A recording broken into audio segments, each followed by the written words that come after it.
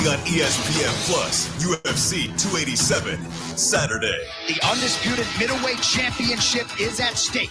Alex Pereira defends his middleweight title in a rematch with former champion Israel Adesanya. And Gilbert Burns takes on Jorge Masvidal in a welterweight bout. The king of Miami, Jorge Gabriel Masvidal. UFC 287, Saturday at 10 p.m. Eastern. Fight on ESPNplus.com/PPV. Keyshawn, J. Will, and Max. What's your go-to on the pancake? Plain, strawberry, banana? I'm more of a regular. I'm more of a regular short stack. I might flirt with like a banana pancake, strawberry pancakes every once in a while. I think that might be too sweet. Blueberry pancakes is probably my... You're a blueberry guy? Yeah, I'm a blueberry guy because the bananas are always too sweet for some reason. And then strawberries fine, but the blueberries, when they're in the cake, not just on top, fire. Pancakes is fire, man. I got a pancake. So give me a short stack alone. I don't need anything else. And I'm a ham steak guy opposed to bacon. Because the bacon at IHOP is like little undercooked something. Oh, it's paper thin. It's just it's gonna fall apart. Yeah. No, I'll need the ham steak nice off. GJ and Max, followed by Greeny. Mornings on ESPN Radio and on the ESPN app. Coming to you live from the Superbook Sports Studios in Kettering. You're listening to Dayton's ESPN Radio, 1410 Wing AM.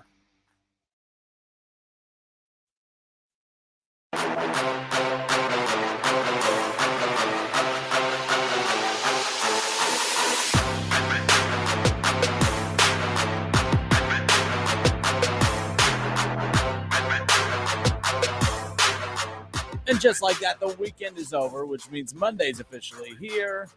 Kenner and Kev, live here on Dayton's ESPN radio station, 1410 Wing AM. I'm Justin Kenner. He's Kev Nash. Mr. Kev Nash, welcome. What up, though? How was your weekend? It was great. Great weekend, man. Lots of TV, lots of basketball. Great Final Four, women's Final Four on Friday night. 2 great games. Watched the buzzer beater on Saturday in the men's game, and then UConn blew the doors off Miami, and then we had the national championship game in the women's game on Sunday afternoon, and that was a doozy. You're not gonna make us talk women's sports, are you? Oh gosh, that's what people used to say, right? So women's college basketball has dominated media today. Y'all thought I was being a real jerk right there for a second. No, that was me being a smartass. Holy crap! I cannot think of a time, Kev, where every show I turned on today opened up with women's college basketball. And here's the deal. Where this conversation is going to go is going to be about Reece against Caitlin Clark and all that stuff. And great. But what I thought was cool is that for everyone out there that says, oh, the women's game doesn't get the same treatment as the men. Well, I'm not saying that, one day of it all of a sudden means everything's equal. But we're talking about bad officiating. We're talking about a player that either makes you happy or ticks you off. We're talking about another player that makes you happy or ticks you off. We're talking about coaches. Oh, we don't like the way coaches dress. We don't like the coach's personality. We don't like this. This sounds pretty much like men's sports to me. This sounds like a sport that has star power. This sounds like a sport that has fans who have a vested interest in it now. I think that's pretty cool because in the past it was women's Final Four yesterday. Gino Auriemma wins another national championship. Right. Dawn Staley dominating in coaching. Now she's winning a national championship. Hey, there's a local player. I don't know if you've heard of her, Bree Hall. She's on South Carolina. All right, that's your women's college basketball talk for the day. Well, that's not the case right now. I mean, every show you turn, First Take, Keyshawn, J. Will, and Max, no matter what the show is that you turned on throughout the day today, it has been about the women's national championship for some of the right and wrong reasons. But let's be clear. How many times the Super Bowl, what was the headline after the Super Bowl? It wasn't, oh man, the Chiefs, they won a hard fought game. No, it's those damn officials. We bashed the officiating. That was the headline of the Super Bowl. There's always something that we talk about when it comes to these big matchups. And that's what I love. And that's what the women's game is getting that treatment now of. And that's what we're talking about today. I'm going to say this, regardless of people's opinion on Reece against Caitlin Clark, they're 2 stars, and this is great for college basketball because you're going to tune in next year. If you like one, you're going to tune in to watch that player. If you hate the other one, you're going to hate watch. That may sound harsh. That may sound aggressive. That's what we do for men's sports too. So congratulations. We haven't even talked about the score, what fallout there was. That was a huge win for college basketball yesterday. And the fact that today is an even bigger winner for women's college basketball at that, I think it's pretty cool.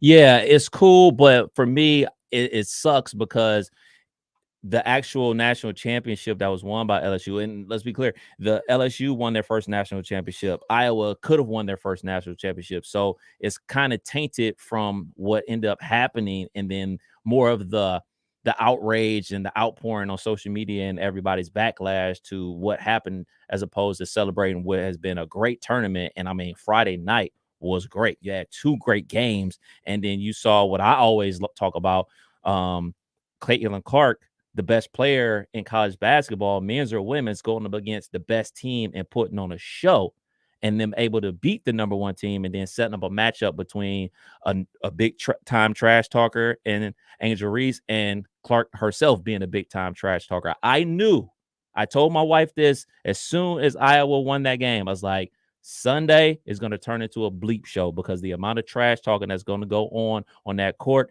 and it's going to spill over into social media. And that's exactly what happened. Real quick. So I know what you're saying about, like, it should be about the fact that they won their first championship. I guess I got ahead of myself. That was my point a little bit ago. I was making right. No, I got you. My point a little bit ago about, like, this, when the Chiefs won the Super Bowl, it was about the holding call on the defensive back for the Eagles or whatever. My point is a lot of times those are talking points, in my opinion, how I perceive it. Those are talking points. Their first ever national championship, this, that. But I think women's basketball, I'm not saying that they're rooting for a player being attacked on social media like Reece is getting, but I think they are enjoying this because now there's going to be a reason to watch next year, to where, if the LSU winning the first ever national championship, that's not going to get me to watch women's college basketball next year. Reece will be. Right. Caitlin Clark will be. So that's what I meant by, like, sometimes the talking points aren't going to be what retains fans. It's going to be what we're about to talk about now, the star players. It's all about picking sides. And there's right reasons and wrong reasons. There's, gray reasons, white reasons, black reasons. There's a lot of different reasons to pick sides, right? And it's not saying it's right or wrong, but that's society. So to act like that's not going to be the case when it comes to sports, it's just unfortunate, but that's the reality of it. So that's why, that's what I mean by women's college basketball won, because we're still talking about it today. Now there's a separate conversation as far as that's over there, and then there's the stuff in the middle that just starts ballooning and has so many tentacles that's going every which direction.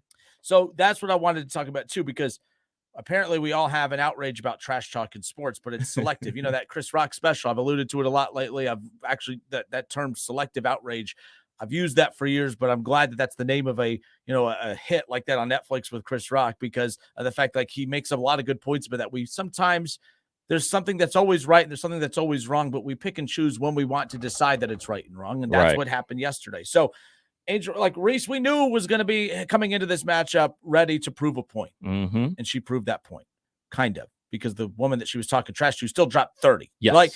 But it was still to let you know that, hey, you're going to dish it. You're going to take it as well. Here's the problem, though. Casual fans, a lot of casual fans or non-basketball fans, first-time women's basketball fans, they tuned in yesterday to watch a game. Right. They don't know all the history. They don't know the build-up to this matchup. Right. Hey, my friend's been talking a lot about this women's game. I'm going to turn it on. Oh, who's that player? Why is she? That's my first impression of her. I don't like her. Right. Opinion set. Social media. It takes off. Then there are those who do follow it. We watch Caitlin Clark. She talks trash. Love it. She's a hard fight. She fights hard. Blah, blah, blah. Love it. Right. Reece does it. Oh, hold up. What's happening? A lot of different things are happening here. Trying to find a way to make this make sense. College basketball, ESPN, media outlets in general have propped up our girl from Iowa. Yep. Caitlin Clark. And rightfully so. To be the face of women's basketball right now. And right, as you said, rightfully so. Tremendous story. Single-handedly willing her team to the women's national championship. So right away, whether we like it or not, she is in wrestling terms, coming off WrestleMania weekend, by the way, she's the ultimate baby face. Everyone loves her. If she was to come out as a wrestler, everyone would be cheering her, not booing her. So anyone that goes against her is now going to be considered the villain. Right. That's where Reece comes in, who has a personality that is also going to egg that on a little bit, because she is very cocky and she is very confident in all the things that Caitlin is, by the way. But like I said, it's just you have a lot of people who view the game differently, tuning in at various times, some for the first time ever, some only tuning in for Caitlin. So, I don't know who that is, but she hates Caitlin, so I hate her right away. Right. It's just a lot of moving parts on this. And then, of course, there's the racial undertones that take over on social media. Grown men, okay, and I could be a child. That's Kev knows. We all know this. But to call any athlete a piece of blank, and then you do it to a female 20-year-old Dave Portnoy with Barstool, and I find him very entertaining, and everyone had a great time using him. You're giving the pizza reviews here in town and stuff, but literally to call, you had Keith Olbermann calling her a piece of blood. I'm like, holy crap, that reaction. I'm gonna say this: it's great for women's college basketball. It sparked a reaction. That's great, but that's weird to me because how many of these people follow women's college basketball? Exactly. How many of these people actually knew who the hell she was before yesterday's matchup? It's just some athlete that's taunting who, yes, is black. Don't know if that's the base of it, but we can't sit here and be naive to the fact that may not play a role in some of the way that people have reacted to this. It's just, this has all been very fascinating to see how it's all come about. And you can tell from Keith Olbermann's apology, his loose apology. He says, "Oh, I don't follow college sports at all outside of college football. I don't know who Caitlin Clark is. I don't know who Reece was. I'm sorry." Like, so that alone tells you they're not following what's going on. And let's be clear, nobody's going to follow every single thing day to day. Like, okay, I follow Ohio State football every single day. I get my daily dose, 365. That's about the only thing that I follow every single day of the year. When baseball season rolls around, I'm locked in on my Guardians. When basketball season here, I'm locked on what's going on with the Cavs. When the season's not going on, I'm not locked in on it. So there's nothing wrong with that. But that tells you people's ignorance about what they're watching. And I don't mean ignorance in a negative way. It's just ignorance of unknown. So for me, since I do watch a little bit of women's college basketball, I've known of Angel Reece. She's in Baltimore. She went to Maryland. Her brother plays for Maryland. And if you watched her anytime ever play, anytime she scores a bucket, she does the too small thing because she's 6'4" and she can jump. So everybody's too small for her. Let's be real. Like, she gets the rebound, puts it right back up. She had like 35 double-doubles this year. Every time she scores a bucket, too small. She goes around to somebody. She's doing the head tap. She's a trash talker. Now, okay, she played at Maryland, a Big Ten school, not on the national stage like that. The tournament put her on this national stage where every eyeball is on her. So then you look at Caitlin Clark, been aware of her for a little while, but this is the year where she went totally berserk. It started saying, forget it. I'm letting it go every time I touch the ball. And if I'm not letting it go, I'm making a nice wraparound pass. She's been balling all season. So you have the back and forth between her and the young lady from Louisville with the shut up, y'all down 15 points. Exactly what a basketball player should say. Oh, there's somebody out at the three-point line who can't shoot. Why should I guard you? I'm going to clog the paint so your best player, Aaliyah Boston, doesn't get the ball. Exactly what you should do. I just drilled a three to put us up 5 points with a minute to go. You can't see me. Exactly what you should do. This is sports. This is a part of sports. Trash talking, intimidation is all part of sports. So then you fast forward to the game, the championship game. It's coming down to the last minutes, and it looks like LSU has got it in the bag. And then Reece does, you can't see me. Now, I will say this about what she did. The following her around, technical foul. You can't, no, that's taunting. Doing it once, doing it twice, walking away, but following around, technical foul. And that was kind of like the biggest point for me watching that game. Those referees had zero control over the game. You know what happens in the NBA where you got, all right, we got Patrick Beverly and Chris Paul. Technical foul. You might as well get them dudes a double technical as soon as the ball is tipped off. So everybody knows we not messing around. And those referees had no control over the game. They didn't have control over the players on the court. They didn't have control over the coaches. I mean, we saw Coach Moki run over a referee and just allowed it to happen. You saw the coach from Iowa all up in another referee's face. Like, they had zero control over the game. So we talk about people being mad at Angel Reece. Probably need to be looking at the officials for not doing their job, because if they're doing their job from the jump, then a lot of this type of stuff would have been dug under and kept in check a little bit more. So for me, I look at it as a situation where I know everybody's going to say, oh, man, well, you know, Caitlin Clark was doing it and Reece did it, so just deal with it. Absolutely. You're 100% correct. Y'all are crying for Caitlin Clark. She's not crying for herself. She's a hooper. She knows what this is. She knows to the victors goes the spoils. The same exact thing that I said about the Cincinnati Bengals talking noise about Burrowhead and they lost. They got to take it. You talk the trash, you lose, you got to take it. That's how it works. You talk trash and win the game, keep talking trash. I don't know where people grew up. I have no idea. But every basketball court I've ever played on, be it in the hood, being in the suburbs, being at a rec center, if you win, you talk trash. You lose, you wait in line until you pick up the next game. That is how basketball and all sports work. So if we want to look at women's sports as equal as men, we should start treating it as such. So either for me, it's either, hey, man, y'all saying women shouldn't talk like this, shouldn't act like this, then you're sexist, which is ridiculous. Or, okay, it's okay for Caitlin Clark to do this because it's cool, but it's not okay for Reece to do that.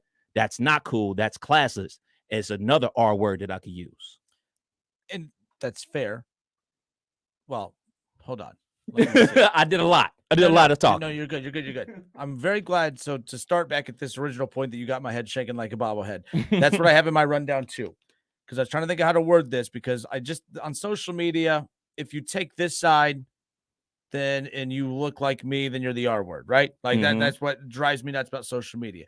So in my rundown, I was trying to figure out how to word this so that I made sure it wasn't taking sides. I don't think when people compare Caitlin Clark doing the "you can't see me" to Reece, I don't think they're the same thing, because it's the flow of the game in which it was different. Caitlin Clark hits a three. You brought up all the different examples. It's within the flow of a game. It's with Reece, it was personal. Yeah. Reece let you know it was going to be personal going in. And I don't have a problem with that, but that's why I keep differentiating the two. They weren't the same. And by the way, Reece didn't get what she wanted. What Reece wanted was a reaction. Kudos to Caitlin Clark, because this is what drove me nuts throughout the day today on a lot of these shows. Well, if you could dish it, you got to be able to take it. Who said she didn't take it? She's not going. She didn't give her the time of day. That's my whole point. Yeah. She knows what it is. Her reaction right there knows, well, what am I supposed to say? We lost the game. There's nothing to say. She's a basketball player. Real basketball players understand that.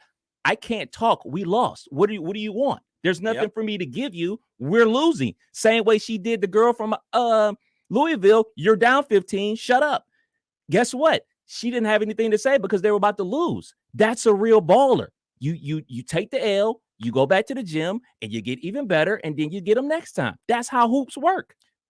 Like, people wanted Caitlin Clark to shove, jaw back, have something to say in the post game. And you want to know what Caitlin Clark did that I just cracked up at? And she's trash talking and not trash talking at the same time. She knew how to win this war, if you will, because she goes, "Oh, I didn't know it was happening. I was focused on getting to the handshake line, sportsmanship." She played it too. She played it perfectly. That's who I was like, oh, that was pretty damn good, actually, because I was waiting for the shove. I was waiting for her to talk back. So that was my big thing today. Stop saying, if you could dish it out, you got to be able to take it. Who said she couldn't? She talks, and she also gets the talk back. She's also a player, by the way. If you think that's the first time, if you think Reece is the first player that's ever talked smack to her, you don't know what you're talking about. And that's a basketball thing. I don't know, but it's a basketball thing. She's been taught to. Absolutely. South Carolina.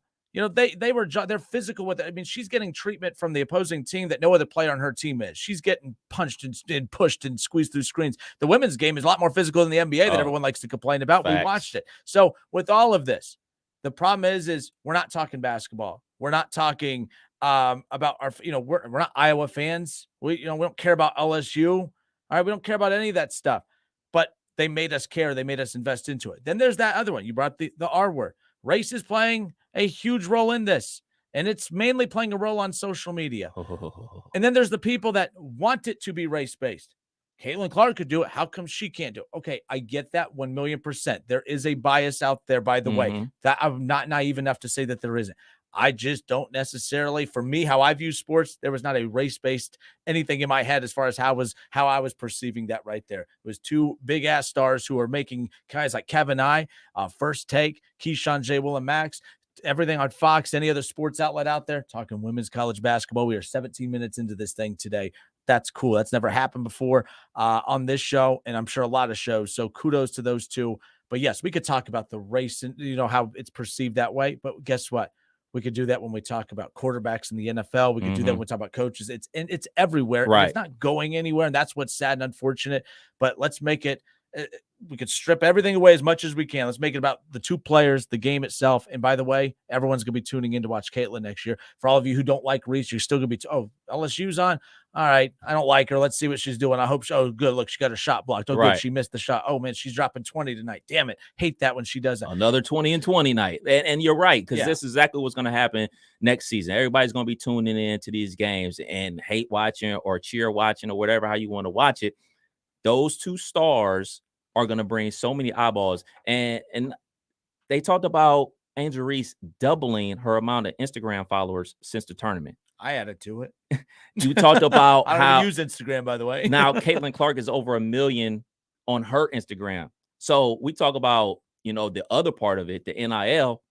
Like, these two young women are about to get paid from what they were able to accomplish on the basketball court. And that's a very cool thing. But as far as them going back and forth, look, man, like, I did a little reading on Caitlin Clark, did a lot of basketball in Chicago. Did a little reading on Angel Reece. She has a younger brother. Her dad played college basketball. Her mom played college basketball. You think for 1 second these two young ladies are just going to sit there and just be, okay, I'm just going to take it. No, they're going to get back in the gym and get better because they're hoopers. And that's the biggest thing. And I'll say this, for everybody out there that says, all right, this generation of basketball is better. People neglect to talk about how much the women's game has changed because there's always, one. There's always a Diana Taurasi. There's always a Sue Bird. There's always a Candace Parker. There's always a Cheryl Swoops. Like, it's like the one but now it's multiple.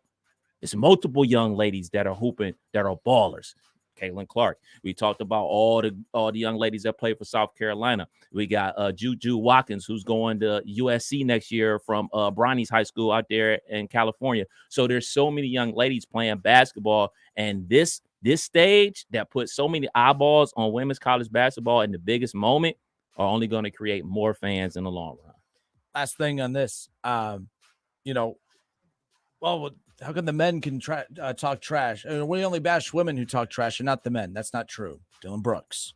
All right. You want to go to Draymond Green. We kick people in the nads. Go down this. By the way, let's localize a little bit more. How about Eli Apple? Right.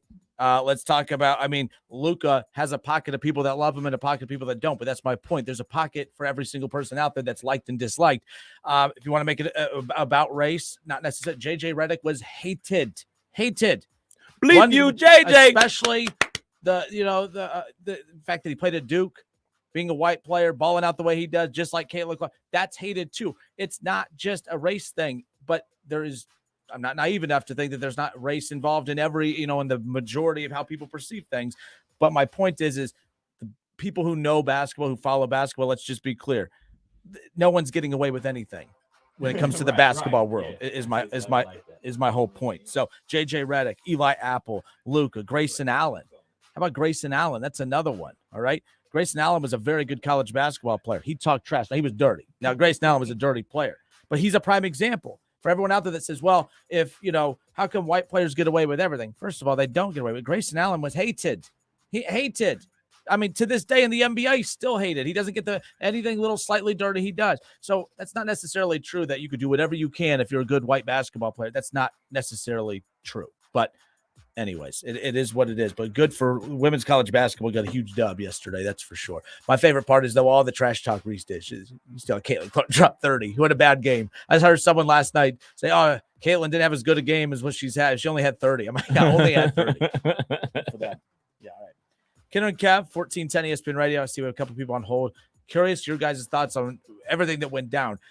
Scattered on that entire thing, because there really wasn't one subject in particular. It was a great tournament that wrapped up, star power, everything, the storylines. You're right. Mulkey again doing it with the second program. I think the first women's coach to ever do that with two different programs. Oh, wow. So that's another thing that's pretty interesting, pretty cool as far as that's concerned. But all right, Kenner and Kev, 1410 ESPN Radio. Give us a call at 518-1410. We'll be right back.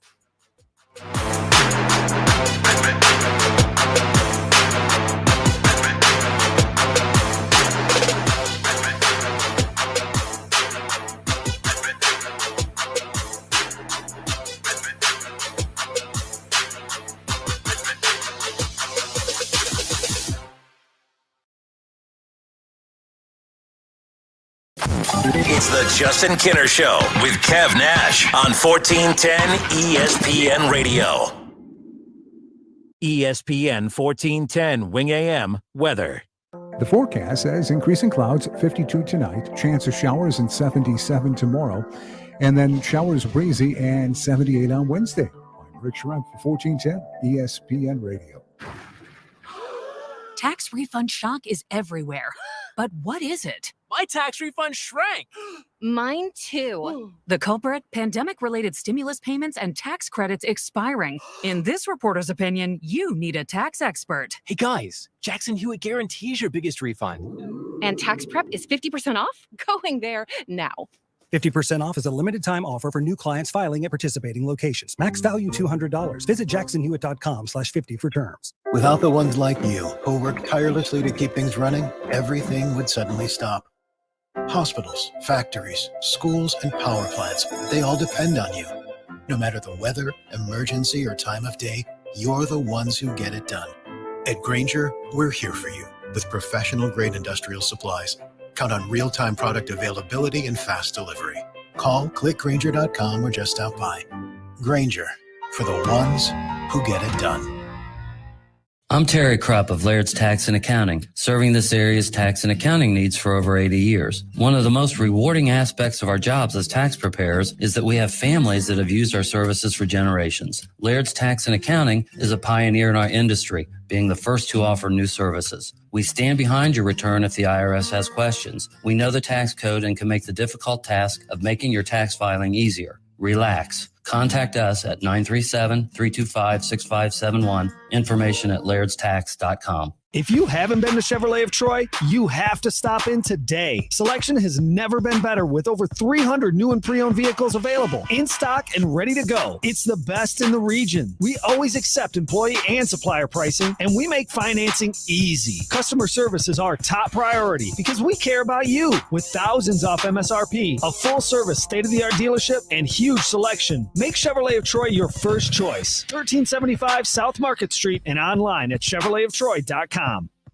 By now, you should know Audio Etc. has all the same sales and deals on TVs and projectors as everyone else. But did you know we also have some of the world's best hi-fi? Hi, this is Kirby from Audio Etc. And we do have some of the best home theater, high-fidelity gear on the planet. Not only do we have your favorite brands like Clip speakers and SVS subwoofers, but audiophile greats from Bowers & Wilkins, Kef, NAD, Marantz, Cambridge, Mark Levinson, and plenty of vinyl and tube gear. Plus exotics you only see in the magazines. Stop by today and visit Audio Etc.'s crazy cool showroom and see and audition the best audio and video has to offer. While you're in, check out our huge selection of pre-owned vintage gear. A great way to afford great gear otherwise out of reach, or revisit old classics. Audio Etc. Sound advice you can trust. Audio Etc. 551 Congress Park Drive at the corner of Paragon in Centerville, or call 434-9770. Audio Etc. Crazy cool showroom. Get 11% off everything at Menards. Protect and maintain your wood surfaces with Minwax stains and finishes. They offer a great variety of easy-to-use products that provide a beautiful, rich color that enhances the natural wood grain. Start with a finish that will last for years to come. Minwax oil-based wood finish is $10.99 per quart after 11% rebate. Good through April 9th. Savings are a mail-in rebate. Some exclusions apply. See store for details. Save big money at Menards. Finding great people to hire is like trying to find a needle in a haystack. It's pretty difficult, right? Well, ZipRecruiter has mastered finding a needle in a haystack, so they take it to the next level. They make hiring so simple that it's like finding a needle in a needle stack. And that's why you should try ZipRecruiter for free at ZipRecruiter.com/free. Here's what it's like to use ZipRecruiter. They have so many qualified candidates that it's easier to find the right ones for your roles. In fact, 4 out of 5 employers who post on ZipRecruiter get a quality candidate within the first day. That's a lot of needles. So how do they do it? ZipRecruiter's powerful technology sends you candidates who are a great match for your job, and you can even invite your top choices to apply. So if you want less hay and more needles, head to ZipRecruiter. And right now, you can try ZipRecruiter for free. That's right, free. At ZipRecruiter.com/free. That's ZipRecruiter.com/FREE. ZipRecruiter.com/free. ZipRecruiter, the smartest way to hire. There's never any FOMO with the iHeartRadio app. You won't ever have to miss out on your favorite shows and contests with this radio station again. Radio 24/7, 365. We're here when you want us. Stay connected and listen anywhere when you download the free iHeartRadio app. Want to kick back with your favourite British TV? Escape with Britain's best series, only on BritBox. Don't miss new and exclusive releases, including BritBox original drama Stonehouse, starring Succession's Matthew McFadden. It's Stonehouse, John Stonehouse. Follow the unbelievable true story of the British politician who faked his own death. I deny those allegations in the strongest possible terms. Succession's Matthew McFadden stars in BritBox's new original drama, Stonehouse. Stream this and more at BritBox.com. If you own a small business, you've probably been hearing a lot about the ERC, how it's worth up to $26,000 per employee, how easy it is. You know the spiel. So why am I still talking to you about it now? Because many of you still haven't filed a claim, but Innovation Refunds can help you close the book on this thing. They're backed by one of those big CPA firms the corporations use, so they can determine once and for all if your business qualifies. And it's free to find out. Go to innovationrefunds.com. That's innovationrefunds.com. Staples stores provide innovative products and services for small business, remote workers and learners, even teachers and parents. Explore more at your local Staples store. Hey, it's Justin Kinner from the Justin Kinner Show with Kev Nash. We appreciate all of our listeners and, of course, our sponsors. In fact, if it wasn't for you, we wouldn't be able to do what we do every weekday from 3 to 6 p.m. right here on 1410 ESPN Radio. We take pride in being Dayton's only local afternoon sports talk show right here in the Miami Valley. If you would like to jump in as a sponsor of our show or promote your services within our show, all you have to do is reach out to us directly by texting us at 937-518-1410. Want Kevin and I to endorse your business and services? Just text us. You want to promote an open house, a grand opening, new location, or any other kind of service? Just text us. Bottom line is that we are here to help spread the word and help grow your business. Text us today, 937-518-1410, and we'll give you all of the information that you need to start promoting your business on the Justin Kinner Show with Kev Nash right here on 1410 ESPN Radio.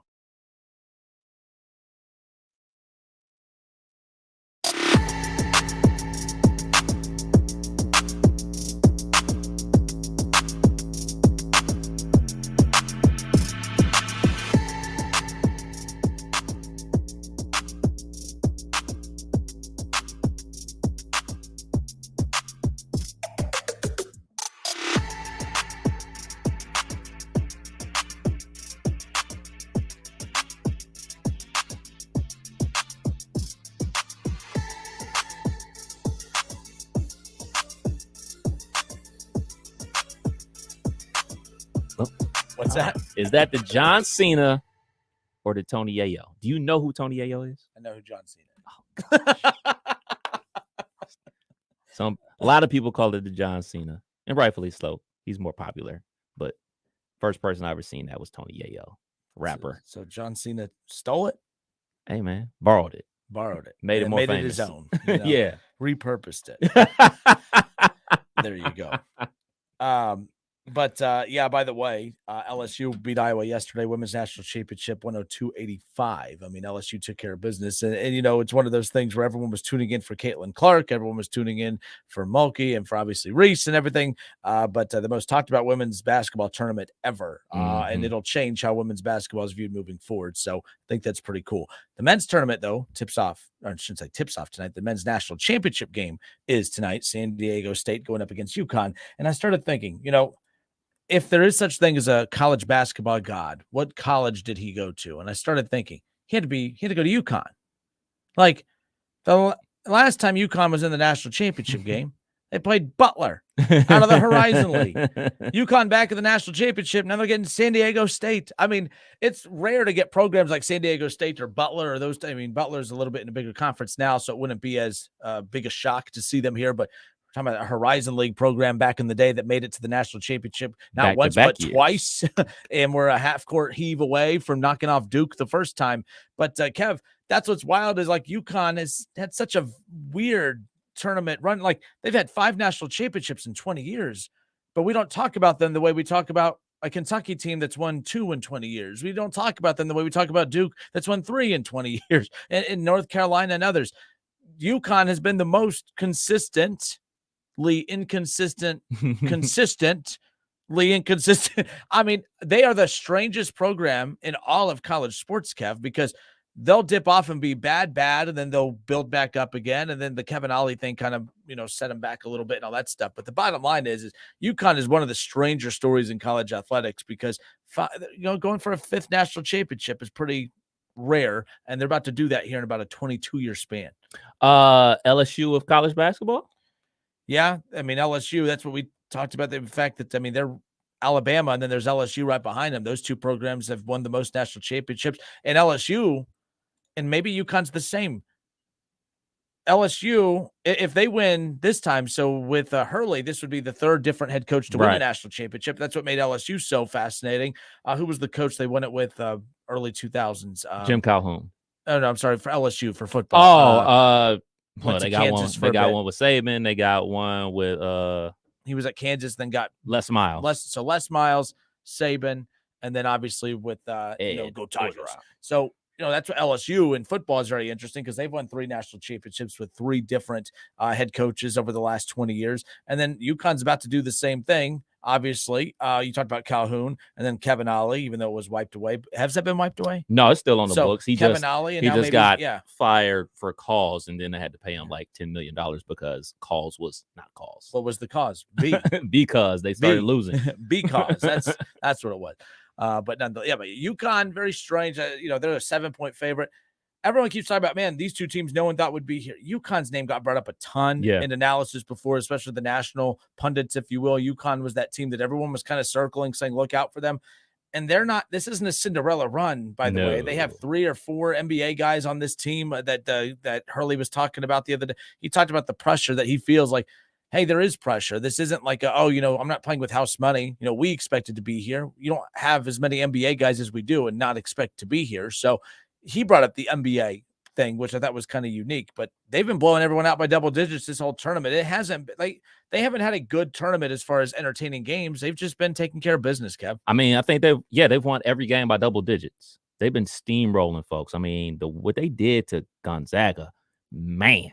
I mean, these back-to-back, I mean, the whole tournament, I'm just hopeful for tonight to be a good game. We got a real good game in the first semifinal with the buzzer beater. And then you look at San Diego State and you try to think man, who's famous that went to San Diego State? You get probably the quietest person ever to play in the NBA in Kawhi Leonard. And then you get maybe the best leadoff hitter of all time in Tony Gwynn, their all-time assist leader in basketball. So other than those 2 guys, I couldn't tell you anybody that went to San Diego State. Marshall Faulk, but he played football. 518-1410, 518-1410. Thoughts on tonight's men's national championship game, San Diego State and UConn. And then, all the fallout from the women's national championship game yesterday. Of course, a lot of it takes on social media. If you want to jump in on the conversation, you could do so. Let's go to Mikey. Mikey, how are you, sir?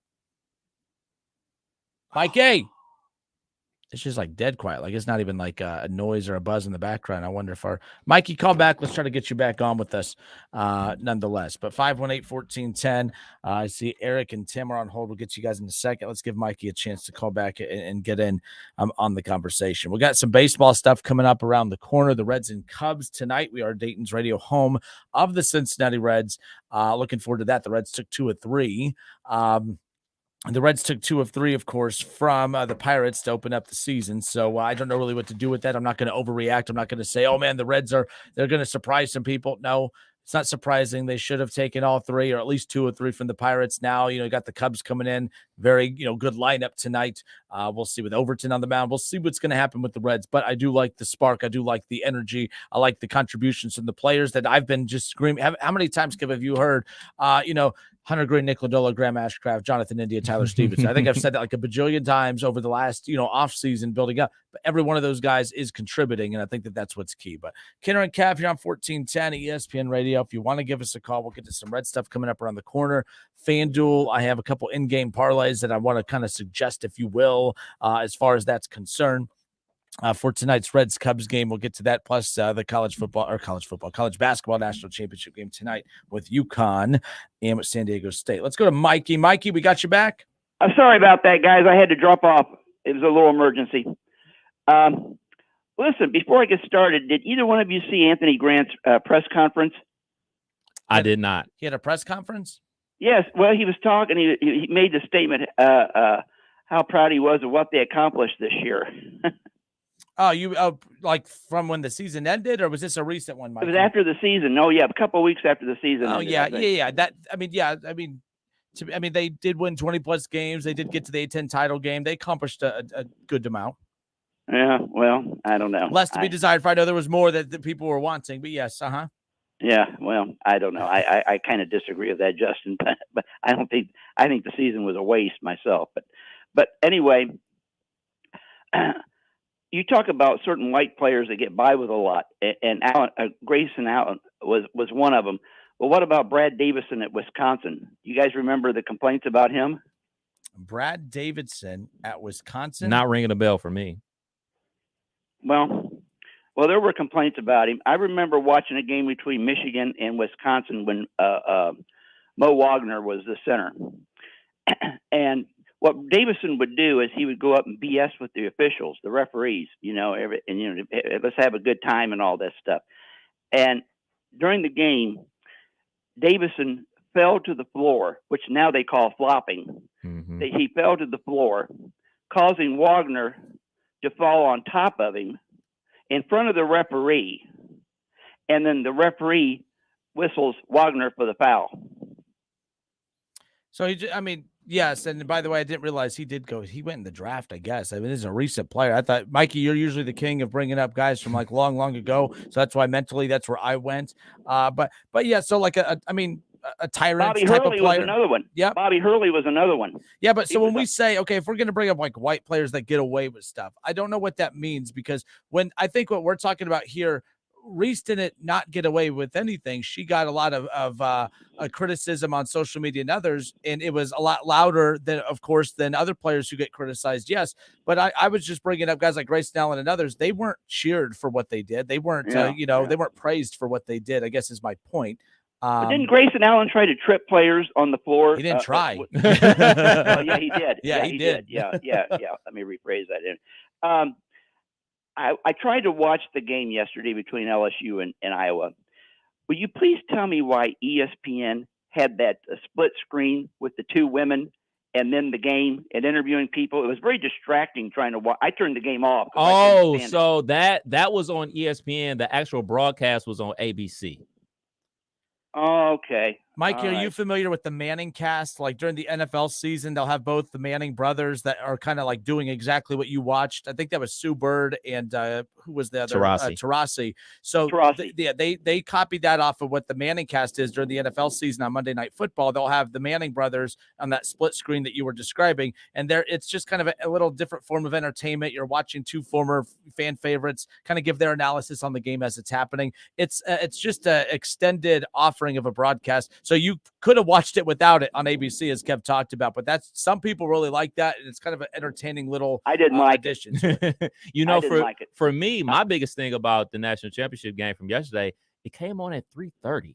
Like I didn't know that it was coming on at 3:30 until like noon, because I automatically assume, the national championship game is coming on in prime time, just like everything else that's a national championship. So I was actually driving around and I heard it on the station saying, don't forget 2:30 coverage starts for the women's national championship game. And I was like, man, that's a long pregame, and then tip off at 3:30. Like, two quick things. Who do you guys like tonight? Oh, UConn for me. I'm gonna roll with UConn. I just think they're a deeper team, and the big man in the middle is. I'm going to pick UConn too, but I remember Houston and NC State back in 1983. Oh man, what an upset! Listen, before I go, I've heard that there's going to be a new movie out about George Foreman. Have either one of you seen previews of this? Yes, I saw the trailer for it. Yes. Oh, what was it like? Looks good. Looks real good. Forrest Whitaker is playing his trainer. Looks real good. Dick Sadler? Yes. Who's playing Foreman? A new actor. I've seen him in a couple TV shows, but I think this is his actual first movie though. Oh man, I got to get that DVD. I hope they do it. I hope they do a better job than Ron Howard did with the Cinderella Man. I mean, he just absolutely destroyed Max Baer's reputation with that movie. I mean, it was just, my boxing friends cannot stand Ron Howard for what he did to Max Baer's reputation in that movie. Happy days. Okay. Well, listen, guys, nice talking to you. Have a good evening. Mikey, take care. Yeah. Okay, bye-bye. Real quick, UConn in 99, that team obviously led by Rip Hamilton. They beat Duke 77, 74. They earned that one then. And 04 with Okafor and Ben Gordon, they beat Georgia Tech 82-73. And 11, that team with Kemba Walker beat Butler 53-41. And then the Shabazz Napier team in 14, they beat Kentucky 60-54. So here we go. And Hurley, by the way, it's been a great. Remember, UConn, they're in the Big East now again, correct? Mhm. They're in the American for a little bit. Of course, they were kind of banished for a little bit, of course, and but coming back and making some noise. But they're going to win their 5th national championship since 90. What was that first year you said? 99. Since 99. So in about a 24-year stretch to win 5 national championships. Have they been to one and lost? Those were just the appearances? Those or are those the were the dubs. wins? They won. Every time they got to the championship game, they won. Interesting. Yeah. So who do y'all have? By the way, the bracket challenge, I need to hop on there. We need a new highlighter with all the ink that you wasted on you know, there's nothing left to highlight. It's like, who really wins in this situation? I mean, this is like, Man. yeah. I need to find out who's winning this bracket challenge and seeing how many of our participants on the bracket challenge actually picked not this final, but at least one of these two teams. I'm kind of curious about that. But Kenner and Kev here on 1410 ESPN Radio. Yes, I see Kev's Guardians are 3-1. We'll be right back.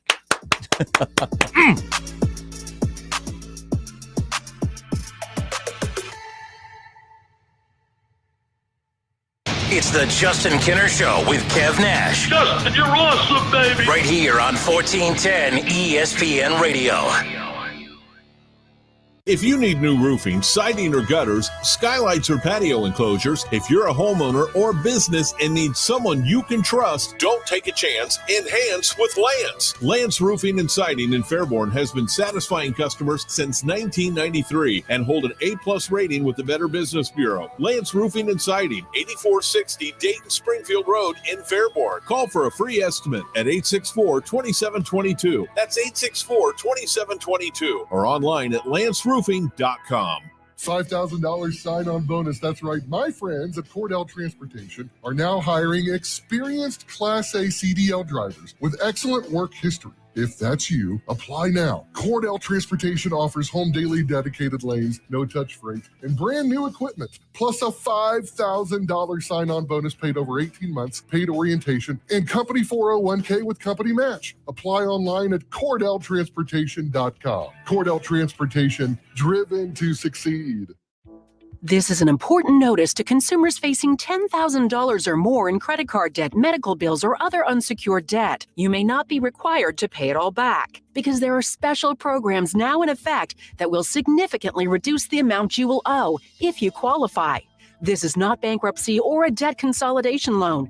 These programs, which the credit card companies like to keep secret, exist to aid American consumers struggling with overwhelming credit card debt by offering tremendous savings and real debt relief. Accredited Debt Relief has established a special hotline for you to call and learn what savings you qualify for. They've helped qualify consumers with over $1 billion in debt and are A+ rated with the Better Business Bureau. So don't wait. Get the relief you need during these hard economic times. For this free information, call the Accredited Debt Relief Hotline now. Call 800-658-4848. 800-658-4848. That's 800-658-4848. Do you or any of your family members, neighbors, or friends own a property that you just want to be done with it? If so, call TurboTrack Realty today for an all-cash offer at 614-470-2000, 614-470-2000. Would it be convenient for you to take what you wanted and leave the rest behind? Great, I'll buy it. Call 614-470-2000. That's 614-470-2000.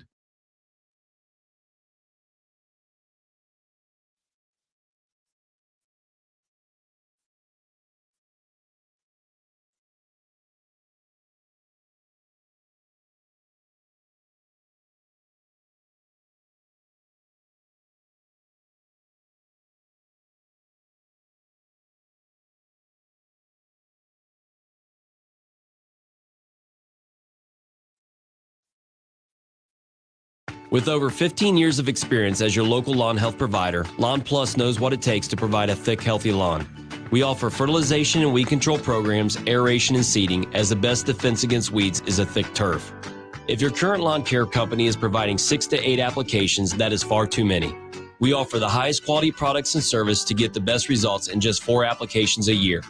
Call us today at 937-839-LAWN, and remember, if you give a weed an inch, it'll take a yard.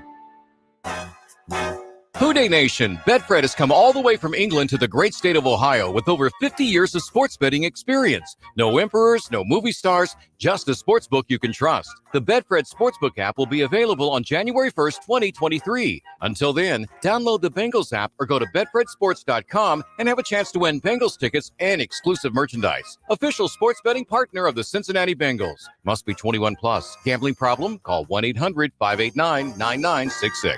You have empty office space to fill or home office to create. You know what you need. You know what you'd like. But you also have a pretty good idea after you've shopped around the usual places what you need and what you like might not happen. Well, then you haven't been to Charles Larrick's Warehouse Outlet. Nobody has their selection. Nobody has their discounts. And every week, there's something new. If you need office furniture, Larrick's Warehouse Outlet can sell it to you for half the price and below manufacturer's selected prices. Half price and below on hundreds of items. Selection from budget to the best. Really, desks from $50 to $5,000. Filing cabinets from $25 to $500. Before you go anywhere else, do yourself a favor and come to Larrick's Warehouse Outlet. With 25,000 square feet of selection, you're not going to go anywhere else. Larrick's Warehouse Outlet at 23 McOil Avenue, Dayton. Open Monday through Friday, 9 to 6. Larrick's, continuing the tradition. QC Kinetics patient Diane Richardson saw her brother-in-law have surgery for pain in his elbow. My brother-in-law, after that surgery, had his arm in a sling for almost 6 months, extensive PT, pain medication, a lot of restrictions of what he could not do. So when Diane's husband, Greg, had a similar problem, she encouraged a different treatment, regenerative medicine at QC Kinetics. And the experience was like night and day compared to his brother. After 6 months, nothing. He hasn't felt any pain, and that has been 2 years since he's had treatment. Plus, no drugs and no downtime. He was literally out golfing when he wanted to and doing whatever he wanted to. It was probably 9 months before my brother-in-law got back out on the golf course, and my husband was on the golf course the entire time. And he was so elated. He goes, Diane, game changer. Before you have surgery for that joint pain, get a second opinion. Call QC Kinetics for your free consultation. Call QC Kinetics, 937-936-0325. That's 937-936-0325. 937-936-0325. Ready to get your business the help it deserves? Find out if it qualifies for ERC assistance in less than 8 minutes. Up to $26,000 per employee could be waiting. Go to getrefunds.com to get started. Whether you're at home, at work, or in your car, tune in to ESPN 1410 Wing AM or stream us live at wingam.com.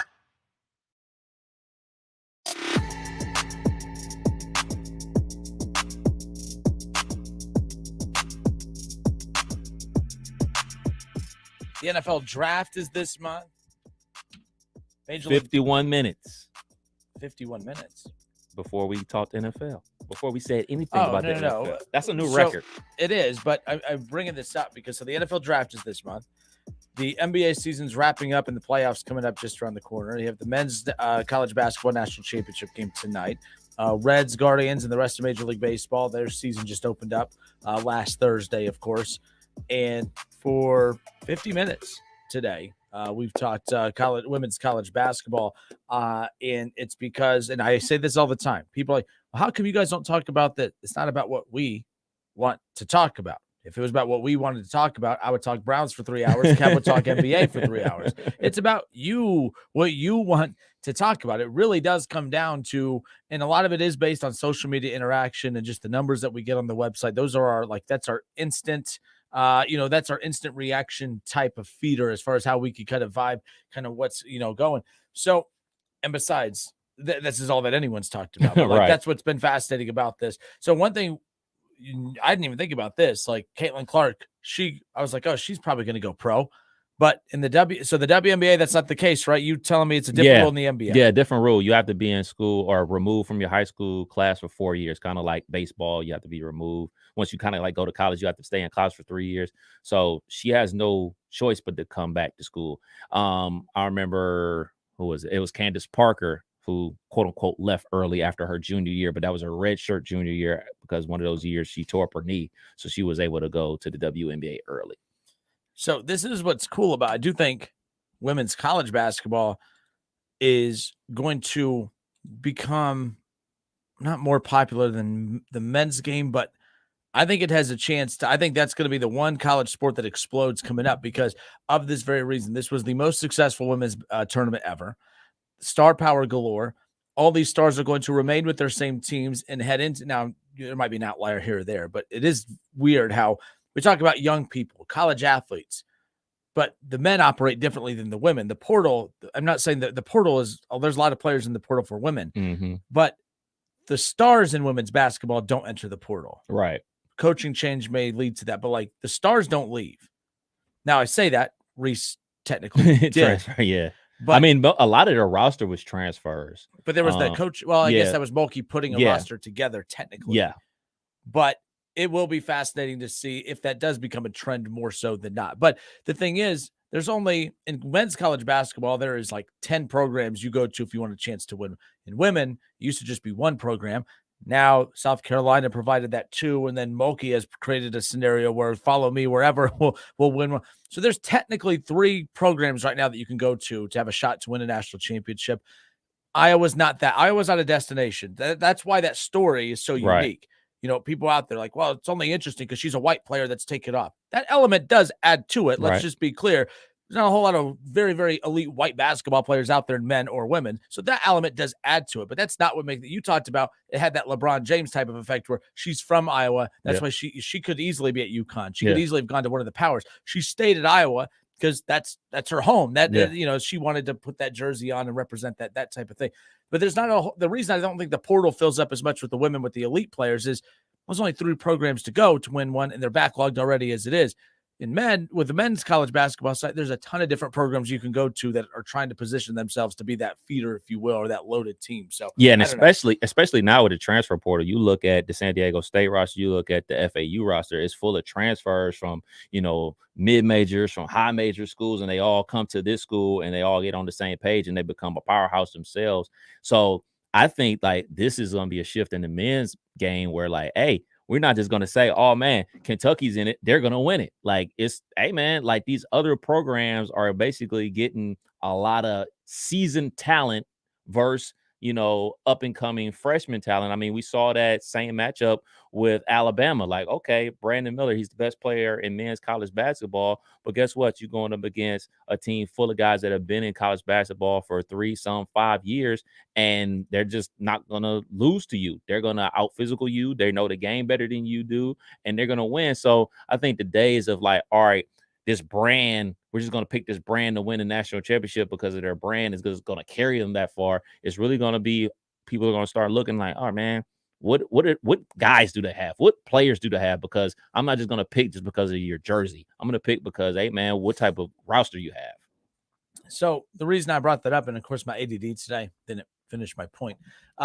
But so with women's college basketball, with these stars, like we know we could tune into Iowa next year. It's going to be Caitlin Clark. Same thing with LSU and Reece. And you're going to tune into UConn. They're going to have their stars. One name I forgot about that you talked about, she was injured this year. Yeah, Paige Becker, she's coming back next year. She was the star we were talking a ton about a year ago, but we weren't talking about her. We were talking about her, but we weren't. We were talking about her in the way we normally talk about the women's national championship. Oh, UConn won. Keep an eye on this push. She's only a freshman. She'll be around a while. And then we go back on to what we're doing.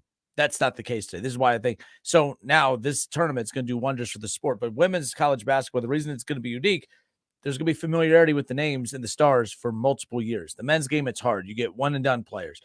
I also think for the NBA last Friday or whatever, I was listening when we were off the air, that the NBA and the Players Association close to getting rid of the 1 year of college rule and all that. Yeah. I don't know how much that's going to impact that much. I mean, we acted all the time. How many players could have actually come into the NBA? How many LeBrons were we robbed of, I guess, from the time that they changed that in 2004 or 5 or whenever it was?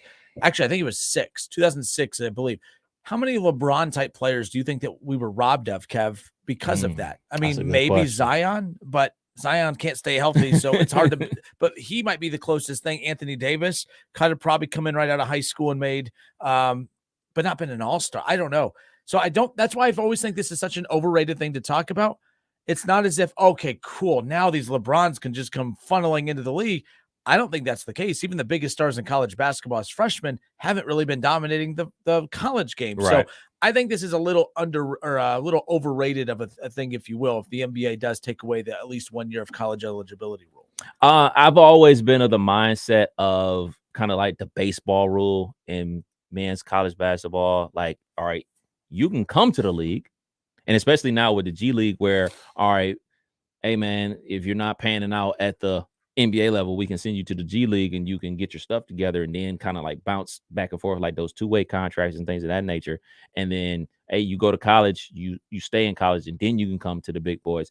But I really can't think of anybody off the top of my head that say like, all right, man, they came into the NBA ground running. They were a elite player. I think a lot of those guys needed that seasoning in college, and not only in college, in their first couple years in the NBA before they started making a real impact. So I really can't think about anybody off the top of my head. I mean, really, LeBron is like the poster child for like dudes that came into the NBA and hit the ground running. Him and Dwight Howard. I really can't think of anybody else.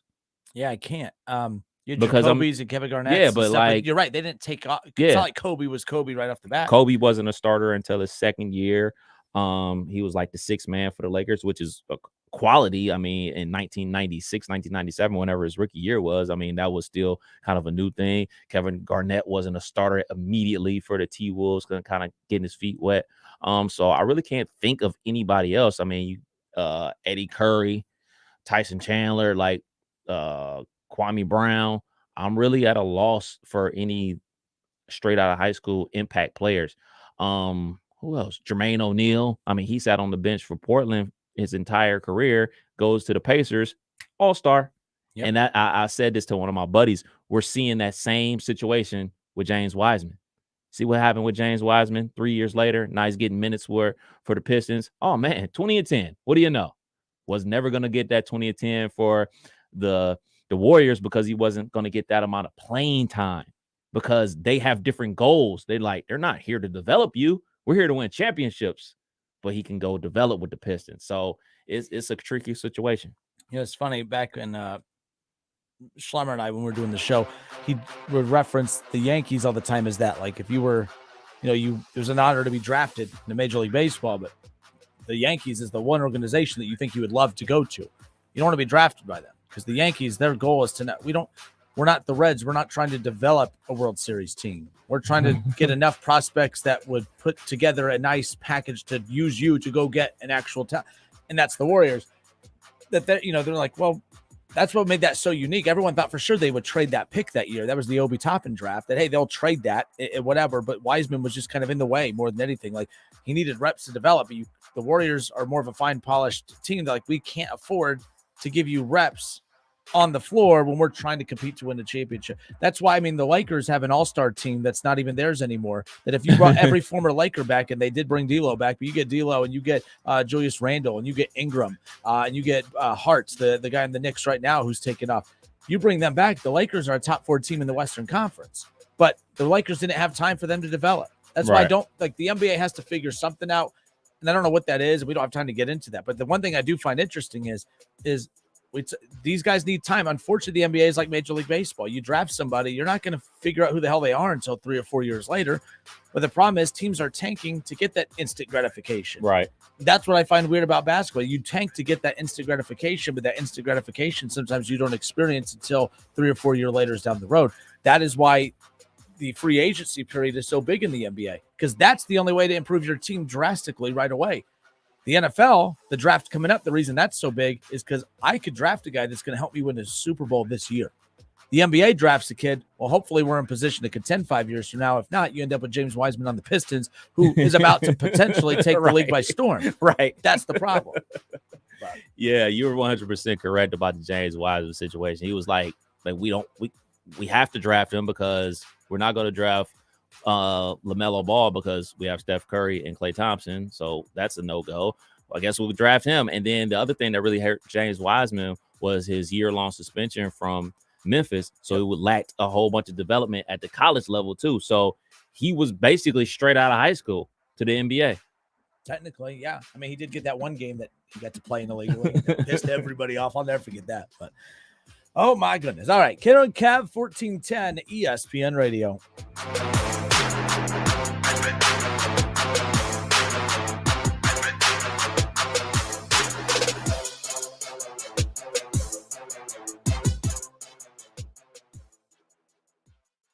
Listen, stream, watch. It's the Justin Kinner Show with Kev Nash right here on Dayton's ESPN Radio, 1410 Wing AM.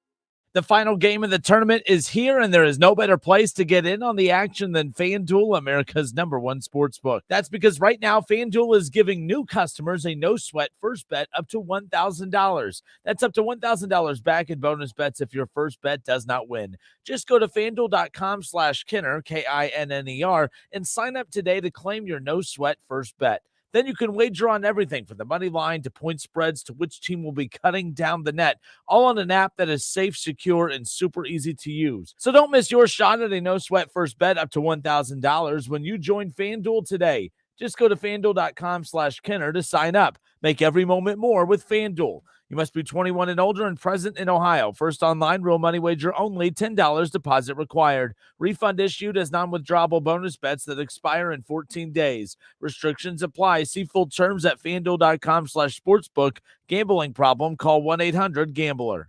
Calling all HVAC service technicians. Do you enjoy the work you do but are looking to be challenged by working on large industrial and commercial HVAC systems? If you answered yes, contact Reece Services today. Reece has been servicing commercial and industrial HVAC systems in the Miami Valley for over 130 years, and we're hiring dedicated, talented technicians who are looking for a long-term career in the HVAC service industry. Ask about our generous signing bonus today. Apply at ReeceServices.com. That's RIECK services.com. Want to make tonight's dinner a perfect 10? Swing by Lee's Famous Recipe Chicken and pick up a 10-piece strips meal at a great price. With 10 freshly marinated, honey-dipped premium tenderloins, 3 dipping sauces, 2 of our irresistible large sides, and 5 fluffy biscuits, it's family time made from scratch. Take home a top-notch dinner the whole family will love from Lee's Famous Recipe Chicken with our 10-piece strips meal. Only at Lee's. Famous for chicken.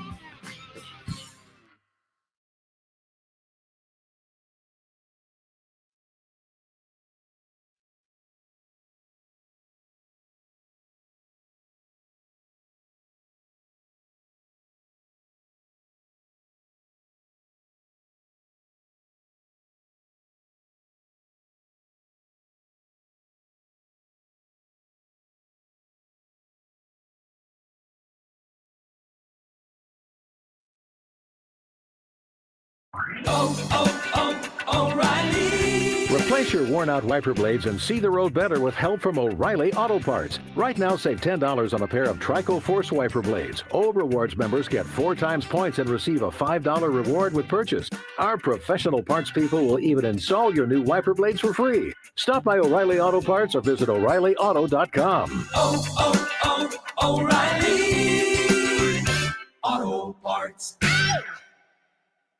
Wendy's $3 breakfast deal is a bacon or sausage egg croissant plus small seasoned potatoes for $3. It's the breakfast that don't miss. So if you did miss Wendy's breakfast, don't imagine fresh cracked eggs, sizzling sausage, crispy bacon, and block out those hot, buttery, flaky croissants. Croissants don't really make a sound, but if they did, for a breakfast that don't miss, Wendy's is that breakfast. Choose wisely. Choose Wendy's $3 breakfast deal. Limited time only. Participating U.S. Wendy's. Select a request $3 breakfast deal to obtain discount. Not valid for a la carte combo orders. A girl in Kenya dreams of becoming a doctor. An elder in Guatemala dreams of being part of a community. Reach out and change their world, and it will change your own. Unbound.org.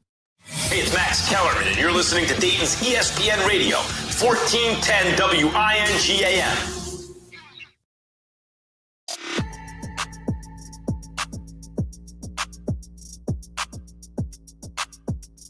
hour number 2. Kenner and Kev with you live here on Dayton's ESPN radio station, 1410 Wing AM, live on 1410 Wing AM, live at wingam.com, live on the Jocelyn Kenner Show Facebook page, live on our ESPN Dayton YouTube channel. Appreciate all the interaction on the social media side of things as well. Last week, we had the Hall of Famer Marty Brenneman on. If you missed that interview and want to go check that out, go do so at the ESPN Dayton YouTube channel. That was pretty cool, getting a chance. He didn't do a whole lot of media availability last week. We were one of the few that he was like willing to kind of sit down with and give us some time. That was really cool, especially on opening day. That was neat. And I thought, well, that would be the highlight of the Reds season, was getting Marty on opening day. And although that's right there at the top, here we are 3 games in. The Reds are 2-1. Your team's 3-1, the Guardians, by the way. But look, I'm not going to be that guy that overreacts to the first 3 games of the Reds season. But I am. But I will say, well, your team's in a different spot. You guys knocked off Luis Castillo and some big names. All right. By the way, Jackson Smith and Jigba's brother plays for the Pirates. Yeah. I'm like, oh, Jackson Smith and Jigba. I wonder if he knows. Oh, yeah, they do. Anyways, but no, what was really neat, and you see, by the way, we talked a lot of women's college basketball in that first hour, going to ESPN, trying to go to the MLB tab. They have NFL, NBA, NCAA men, and NCAA women as the tabs at the top. I don't think I've ever had to, I've always had to search for the women's. I didn't even know they had the women's tab there. So it's right there at the front. So that's a tiny thing, but it's a unique thing. Let's just put it that way. But anyways, to the MLB we go. The MLB. I hate when people say that, but to MLB, to the Reds. So the Cincinnati Reds right now, as we sit here 3 games in, are 2-1. And I've said before, if you're tuning in and following the Reds because of a win-loss thing, great. Probably not great, though. You're not going to be, very entertained throughout the season. They're not going to win a ton of games. They're going to lose quite a few games. But they're 2-1 to start, so that should appease some of those people. But here's why you should still be excited about this team. The stars are being the stars. What I was terrified about, and there's one player in particular right now, Jonathan India.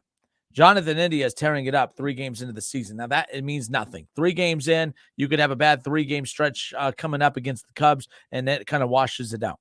But it's not the point. The point is we have seen this team, Kev, has some horrific starts to the season. So if we're going to put stock in a team when they play bad, why are we not allowed to put stock into a team when they play well? Fair. So you know me. I am Mr. Positivity, okay? New year, new me, at least for a week. So but that is my biggest thing. And we're naturally negative as a society, where when our team plays bad, well, that has to be who they are. But when our team plays well, no. There's just no way. I need to see them do it against this. We do it even with Ohio State. There are people out there, they beat up on Miami of Ohio, but I need to see them do it against Penn State. I need to see them do it against that team up north. We do that in every sport. It's like we don't trust anything. That's why the divorce rate's so damn high in this country. We don't even trust our own teams. Even when they play well, we're like, yeah, well, I don't believe you. Your wife tells you she loves you. Do you say, well, I need to hear that at least another month or 2 before I believe that this is legit? Like, I don't know. Prove it. Yeah, people are so negative. Like, anyways, Jonathan India right now hitting 455. He is not a 455 hitter. He will not hit 455 the rest of the way. But in 11 at bats, 5 hits. He scored 4 runs. He has an extra base hit. He has a home run, an RBI. He had 2 walks. He's a couple stolen bases. Jonathan India is doing everything right now. But the biggest concern I had coming into the season is that, yes, we've seen guys have breakout years. Obviously, the rookie of the year, Jonathan India, and then last year, a horrific year, but he was also banged up and injured. I'm not a big injury excuse guy, but sometimes I'm like, is it a mixture of the injuries mixed with just not being very good? Maybe it was just a one-hit wonder type rookie season. We've seen that happen in Cincinnati before. Maybe not a rookie of the year type thing, but one-hit wonder. Look at Eugenio Suarez. Had a 1.5 year run. We're like, oh my gosh, this guy's the real deal. And then he was Eugenio for 5 on a nightly basis. I mean, it was unbelievable. But I was like, what you can't have is rookie of the year from Jonathan India, bad year last year, followed up by a bad year this year. A lot of games left, 159 to be exact. But my point is this is who we saw that rookie of the year season. And now he's picked up with that, and he's healthy, and he's confident. And there's an energy with this Reds team, Kev, that I don't know what that energy is going to lead to as far as a win-loss perspective is concerned. But you could tell this team loves baseball. They love playing it with and beside one another. There's an energy. They almost have like a college level type of, feel to them. They have that little hat that they put on, the little horn hat or whatever. I don't know what the hell it's for, but Every time they hit a home run, like they're just excited. I can't tell you how many times the Reds have been bad and a home run's hit. There's some high fives and they ever goes to respective spots in the dugout, whatever. This team, they love playing with one another. There's a youthful energy to it. There's a young team. We know that. But that youthful energy, that youthful ignorance with this team at times, like they're supposed to be bad, but they just want to go out there and perform.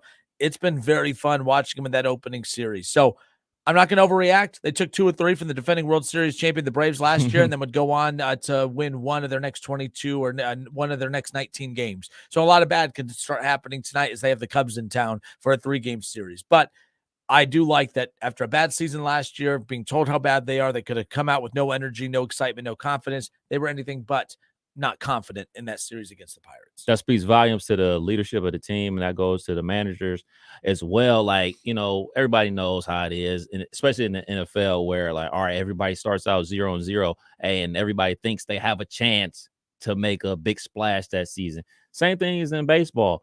And that goes to show, like, all right, man, the guys came in there and took spring training serious and came out with some dubs. And let's be clear, coming off of last season, anytime you get a win this season, it's a victory because you want to get to at least 70, 75 wins. And then we could all say, like, all right, we're headed in the right direction as opposed to how they played last season. So you were 100% correct. Yeah, they basically had the same record this time last year, and then the train went off the rail. But now they got another opportunity to right their wrongs from last year and give us some type of entertainment. And like you talked about, we're really only, quote unquote, looking for entertainment until what, June? Yep. Just keep us interested until May June. at the latest. Just give me to May 1st, man. Just give me to May 1st, mid-May. June would be ideal. But, yeah, that's kind of where I'm at. So I brought up the win-loss thing. Following for wins and losses, it's going to be a bad year. But I think right now what has me jacked, yes, they're 2-1. That's a cherry on top. But your stars are performing. And, like, who's going to be that guy that steps up this year that we're not talking about? Like, last year was Nick Lodolo and Hunter Green that we talked about. But then Graham Ashcraft emerges as a star. That's the guy I'm looking for, whether it be in the rotation, whether it's in the bullpen, whether it's in this lineup. And this lineup it's welcoming a lot of opportunities for stars to be born. That's for sure. Jason Bossler, by the way, he's had 8 plate appearances. He has 3 hits. He scored a run. He has a double. He has a triple. He has a home run. He has 3 RBIs. So that's kind of, that's unique to me. That's a guy that's taking advantage of some early opportunities. A guy that's not already, that I'll red flag right off the bat, is Jose Barrero. I think right now the Reds have a lot of depth in middle infield coming up through the system. I think this is a make or break year for Barrero. I'm not saying 0-7. He's never going to get a hit, but my goodness, he hit real well in spring. He did not hit well last year. He's a great glove out in that field, but my gosh, this guy has to find a way to put the bat on the ball. He was a good hitter coming up through the system. So this is why they always say, you are obviously, you're a prospect, obviously, but that doesn't mean anything. You're a suspect until further notice at this point. So I'm excited for tonight's series with the Cubs. As soon as this show's over, I'm heading down to Cincinnati. It'll be my second Reds game already of the year. I think we buried the lead. What was the lead? How was opening day? How was your opening day? Were we not on Friday? We are not. You weren't on Friday. Oh, that's right. That's right. I was not. But... So, yeah, we talked about first opening day experience, but, the result be expected with the Reds losing. But great experience. Look, the bottom line is when you're in your 30s and you start drinking, when you got to go, you got to go. And the amount of people compared to available bathrooms was not there. It got a little scary at some times. I started thinking, man, I'm going to have to make some life decisions coming up here shortly. Did you talk about not having any gloves or a hat or a coat? No, it was fine. Actually, it was cold in the ballpark on that third base line because it was shaded and that wind was coming off. It looked cold. It was freezing in the morning. When Kevin and I did the show from GABP in the morning, that was pretty dang cold. I promise you that much. That was not fun. It was fun, but it was not fun being that cold. But I was like, I'm not going to bring a jacket and be carrying all this stuff around when I'm going to be packed downtown like a sardine. And luckily I didn't because there was not a lot of room. There was no chair to put your jacket on or nothing like that. So it all worked out. Okay. It all worked out. Fair enough. Shout out to the Reds, by the way, for having Kevin and I down for opening day. That was pretty fun nonetheless. But Reds and Cubs tonight. You have Overton on the mound for the Cincinnati Reds, and the Reds looking to keep this little series streak going. They took 2 or 3 from the Pirates to start. They'd love to get another 2 or 3 over, obviously, the Cubs coming up. So we'll see what happens. Ann Anderson.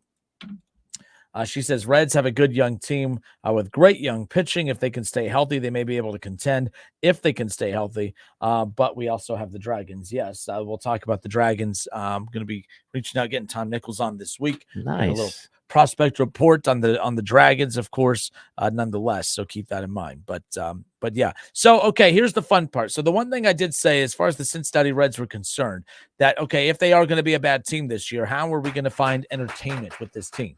I said, well, FanDuel, America's #1 sports book, which you can, of course, download. It's free. It's secure. It's super easy to use.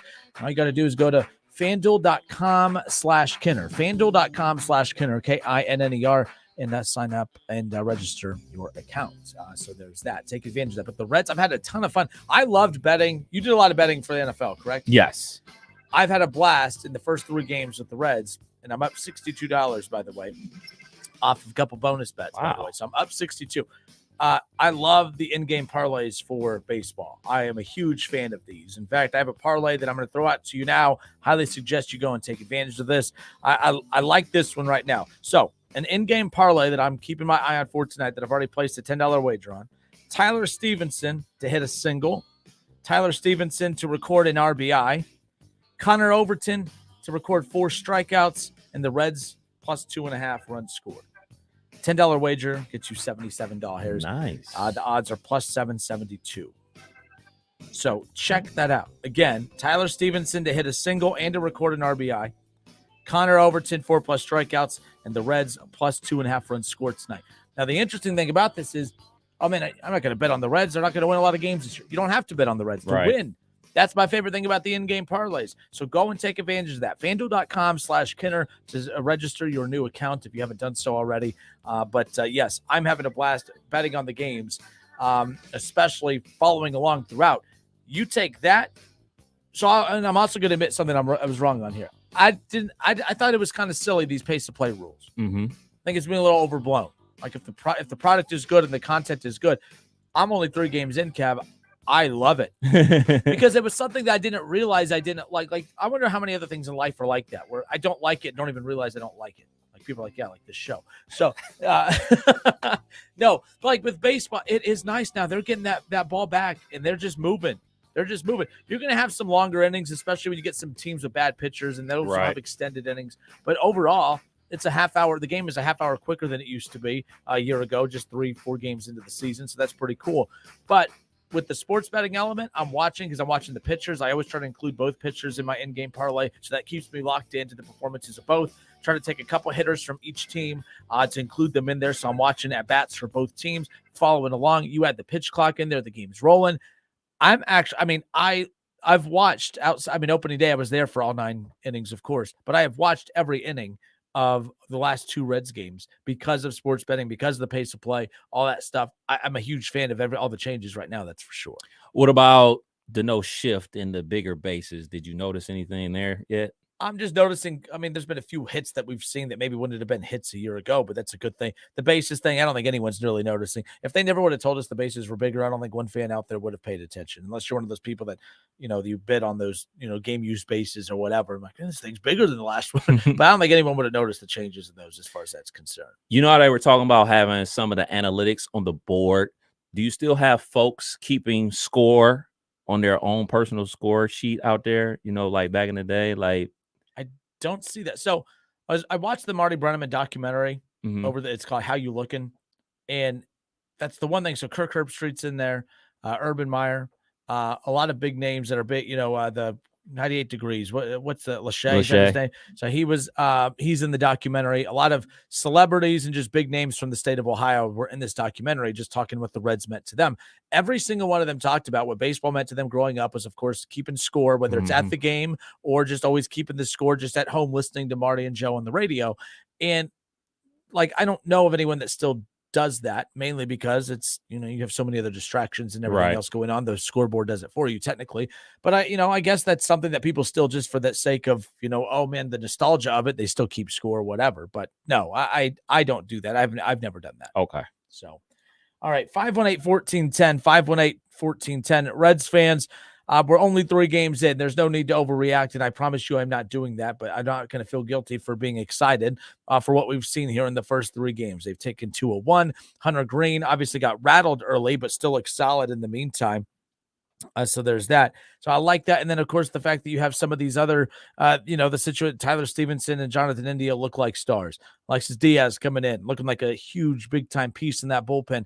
Like, my thing is this, Votto comes back and returns to just somewhat form, even a 240 hitter, 245, 250 in that range hitter, and you complement I still think the Reds' top half of the lineup, it has enough to put them in contention to win a lot of ball games this year, whatever that means. But again, my whole take can change after the series with the Cubs wraps up. So we'll see what ends up happening there. But I will say this, the Pirates are bad, the Reds are bad, but good teams are supposed to beat the teams they're supposed to beat, and the Reds beat the team they were supposed to beat. So there's that. Dustin Taylor on Facebook, he goes, you can look scores up on your phone now. I used to as a kid. Keep score, Dustin. Like people I would keep, they would have their own little book and they would keep score at games. But yeah, I mean, yeah, they have the scores up on the board, of course. But Kenner and Cap 1410 ESPN Radio. We'll be right back.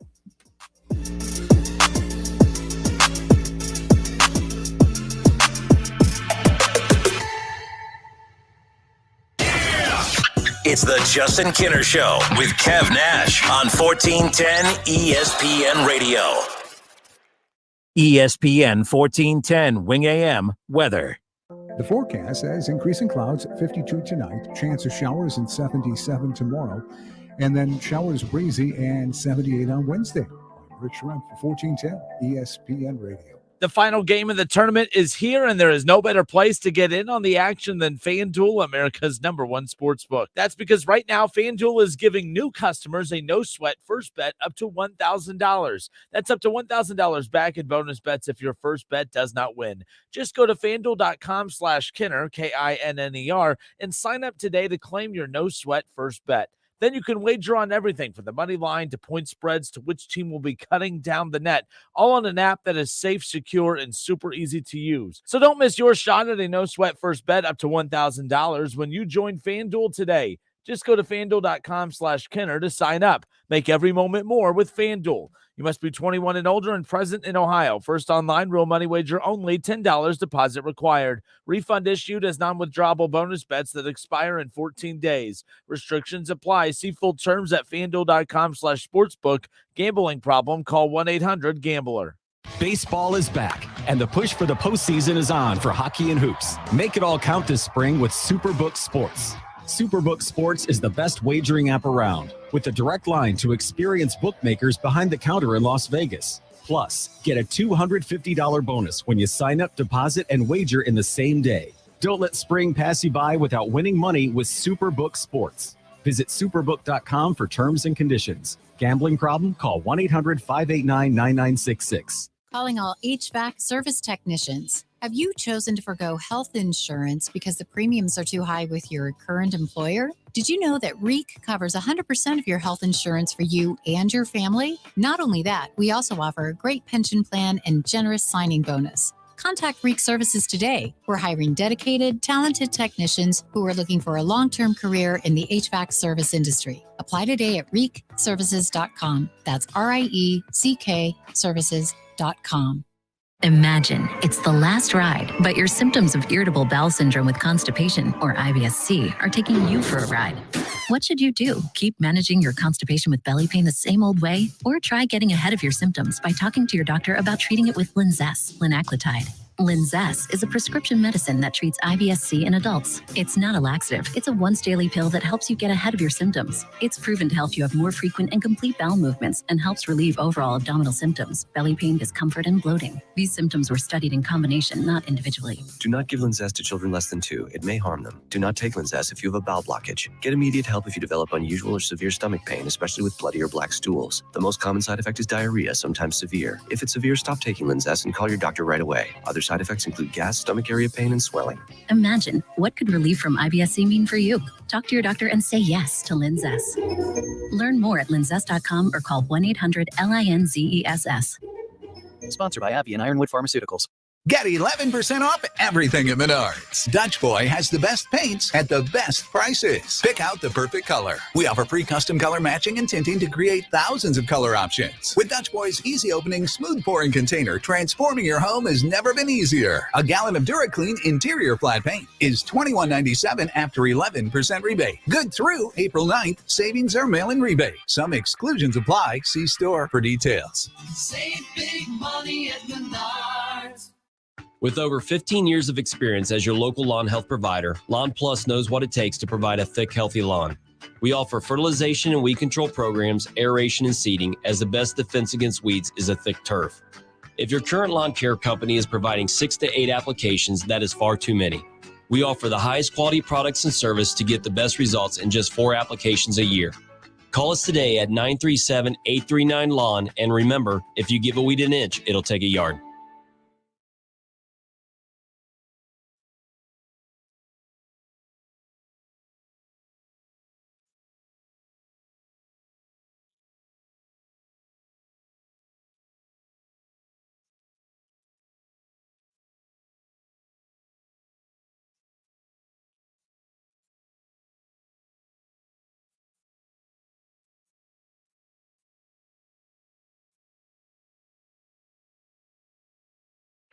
Want to make tonight's dinner a perfect 10? Swing by Lee's Famous Recipe Chicken and pick up a 10-piece strips meal at a great price. With 10 freshly marinated, honey-dipped premium tenderloins, 3 dipping sauces, 2 of our irresistible large sides, and 5 fluffy biscuits, it's family time made from scratch. Take home a top-notch dinner the whole family will love from Lee's Famous Recipe Chicken with our 10-piece strips meal. Only at Lee's, famous for chicken. A good work partner knows what you need before you need it. That's how it feels when you work with Cintas. Your dedicated Cintas service reps get to know your business and have the industry knowledge that can help you prepare for what's ahead. They'll deliver your team's workwear freshly laundered. Make sure your first aid and safety supplies, mats, mops, and towels are stocked when you need them. And your fire extinguishers are inspected and in working order. Visit Cintas.com. Oh, I'm ready! And get ready for the workday.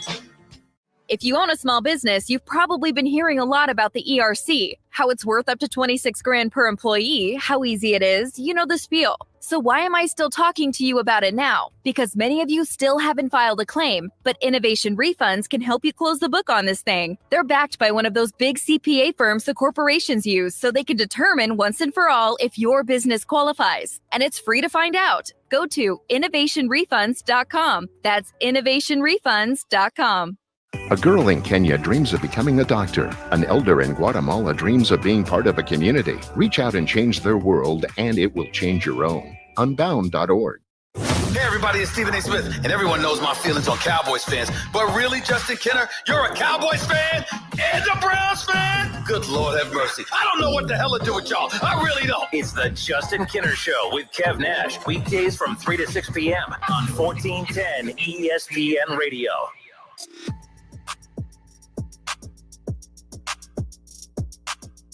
San Diego State, UConn, men's basketball national championship tonight. San Diego State is a 7-point dog tonight. They're plus 275 on the money line. So wrapping up the men's college basketball season, we talked a lot about how the women's college basketball national championship game ended, of course, and their season's officially over. But lots still on the line tonight. And for those of you who like to wager, the final game of the tournament is here. There's no better place to get in on the action than FanDuel, America's #1 sportsbook. That's because right now FanDuel is giving new customers a no-sweat first bet up to $1,000. That's pretty cool. So for those of you who would like to take advantage of this opportunity with the national championship game coming up tonight, all you have to do is download the FanDuel Sportsbook app. It is free, secure, super easy to use.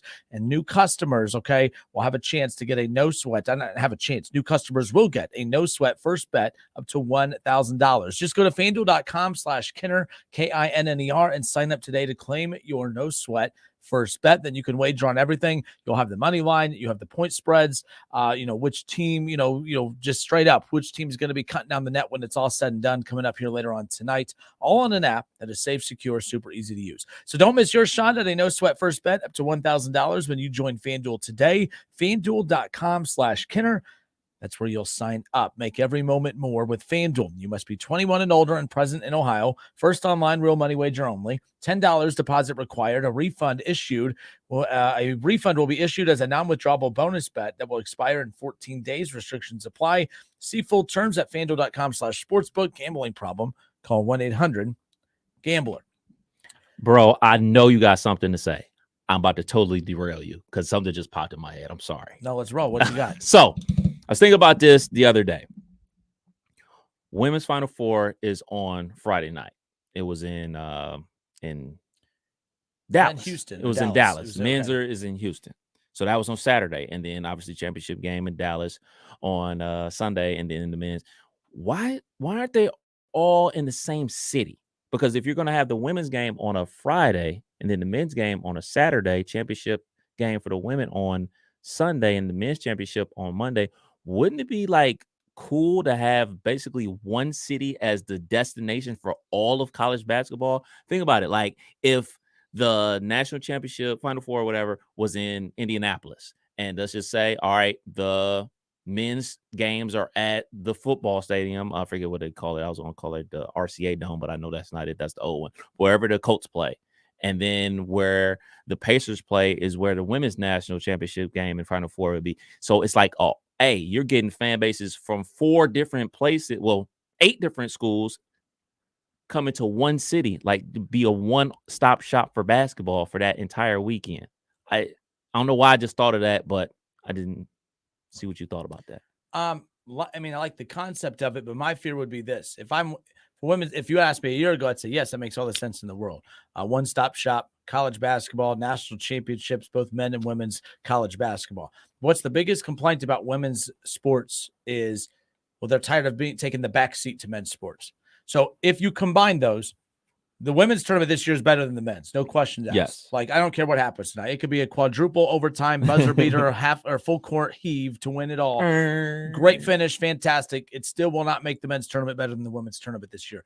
If the women's game would be played at the same spot as the men, it would have a JV varsity feel. That is not a shot at women's sports. That's fair. But I think that would be the perception is, all right, well, the men's game, so-and-so plays at this time. So, you know what? We won't rush back for that game. And then you risk having empty arenas to start. And assuming the format is women play first, men play right after, or vice versa. And you could do the men play first and the women play after. I mean, I know some high schools tinker with that. Right. Instead of doing the JV varsity format, JV plays a basketball schedule. And I haven't come across this. I'm not saying it's not done here locally, but I know back up north where I'm from, schools have tinkered with the women. The girls will play the JV game and the men play the varsity game, blah, blah, blah. Anyways, yes, I like that concept from a business perspective. It makes all the sense in the world. But at the same time, now you're filling up multiple arenas. Now that the tournament's filling up, the women's tournament's selling out, and they're getting ratings. I think you're accomplishing a lot in 2 different locations. Gino Ariema was not a fan of it. I guess he was asked. He was at the men's Final Four because, he was free this past weekend. He didn't like the idea. According to this article on ESPN.com, Gino Ariema said that, and I don't really follow this quote. Tell me if you do. So it says his return to the event more than 4 decades later reaffirmed his opinion that the men's and women's Final Fours should never be combined. This has been a discussion topic since gender equity issues arose during the 21 NCAA tournament season. Remember, with the, just even the meals, and everything. the gym equipment. Yes, it was almost laughable what had happened there. But here's his quote, and I'm not following it. Maybe you will. The Houston Astros are the defending World Series champions. Ariema told ESPN at NRG Stadium on Sunday. Nobody cares here. He said they don't even know they exist. The Lakers and Rockets playing on Sunday and these things. The Final Four swallows all of it up like whales eat winnows. If we were to put it in the environment as a women's tournament, we would lose. Okay, he's saying what I'm saying what he's saying. When I was reading it in a hurry, I wasn't following. What he's saying is, of course, it's in Houston. They love their Astros. They love, their Houston teams. But those teams are irrelevant in that city at that time that the Final Four is there because it's the men's Final Four. Got it. So, yeah, I see what he's saying. Basically, it would be an afterthought if you put it at the same spot with the men. Do you agree? Yeah, I definitely understand what he's saying. But just for me being a basketball nut, like I would show up to the Final Four on Friday for the women's game, stay for both games, go to both games on Saturday, go to the championship on Sunday, go to the championship on Monday. But I definitely understand, especially what you said about like, equality. You don't want it to be perceived as the JV. It's its own thing. We have our own thing. You guys have your own thing. We'll host our own tournament in our own city. So that makes a lot of sense to me. What you said makes a lot more sense to me than what he said, but I get it. I understand. I think about like even Wright State, they do kind of like the women's and men's games sometimes on like the women to play at 2:30 and then the men to play at like 6 o'clock or something like that. Like I always thought that was cool. Like, hey man, I'm getting 2 for the price of 1, type of situation. But they've done talking it out. Yeah. It makes sense why people would hesitate to do something like that. So they've done it before and they've even switched it up to where they play the men's game first, hoping that fans will stick around for some of the women's games and all that. But no, if you were to ask me, and look, let's say if the perception is that no one's watching women's basketball, blah, blah, blah. Okay, fine. Maybe you're not. And to be fair, I'm not going to pretend that a lot of people are. But at this time, what the women's college basketball tournament and the men have a lot in common is not a lot of people watch the men's college basketball season either. Right. In Dayton, we do. We follow the Flyers. We follow Wright State. We watch Ohio State hoops in February. I mean, wait, we got a basketball team? He just lost 2. I've watched 2 games this year. He's lost both of them. He should be fired. I mean, my gosh. But our city loves college basketball, but I love when people say, well, no one's watching the women's game all year. Well, no one's watching the men's game all year either, unless you have a regional interest in it. And we do, obviously. So the women's and men's game have a lot in common. They also have a lot in common because come tournament time, and this has been a huge growth for the women's sport or for the women's tournament over the last couple of years, attendance through the roof, ratings through the roof. Like it was like there's going to actually be a big media rights deal over this now. I was just reading this article earlier. Like this tournament has put them on the map as far as now they are going to get a nice little media rights deal out of this because people are watching. People want to watch. People want to tune in. And I think that's interesting of how that's going to pan out. Maybe this isn't I think what you'll see is maybe CBS and some of the TNT and all that combined coverage. I think they may go all in for a full tournament, wall-to-wall coverage type of situation with both men and women. But, I also think, too, it benefits them being on ESPN. Could watch the whole tournament on ESPN. Yeah. I think that helps that tournament as well for the same purposes of, the women play at 3 and the men play at 6. All right, cool. Yeah, I'm free at 3. Yeah, I just need to be back by 6 o'clock. That's what you fear happens if that's the case for what Gino just said and what we just talked about. Yeah. But the women, they don't have an attendance problem right now. Right. They don't have a ratings issue right now.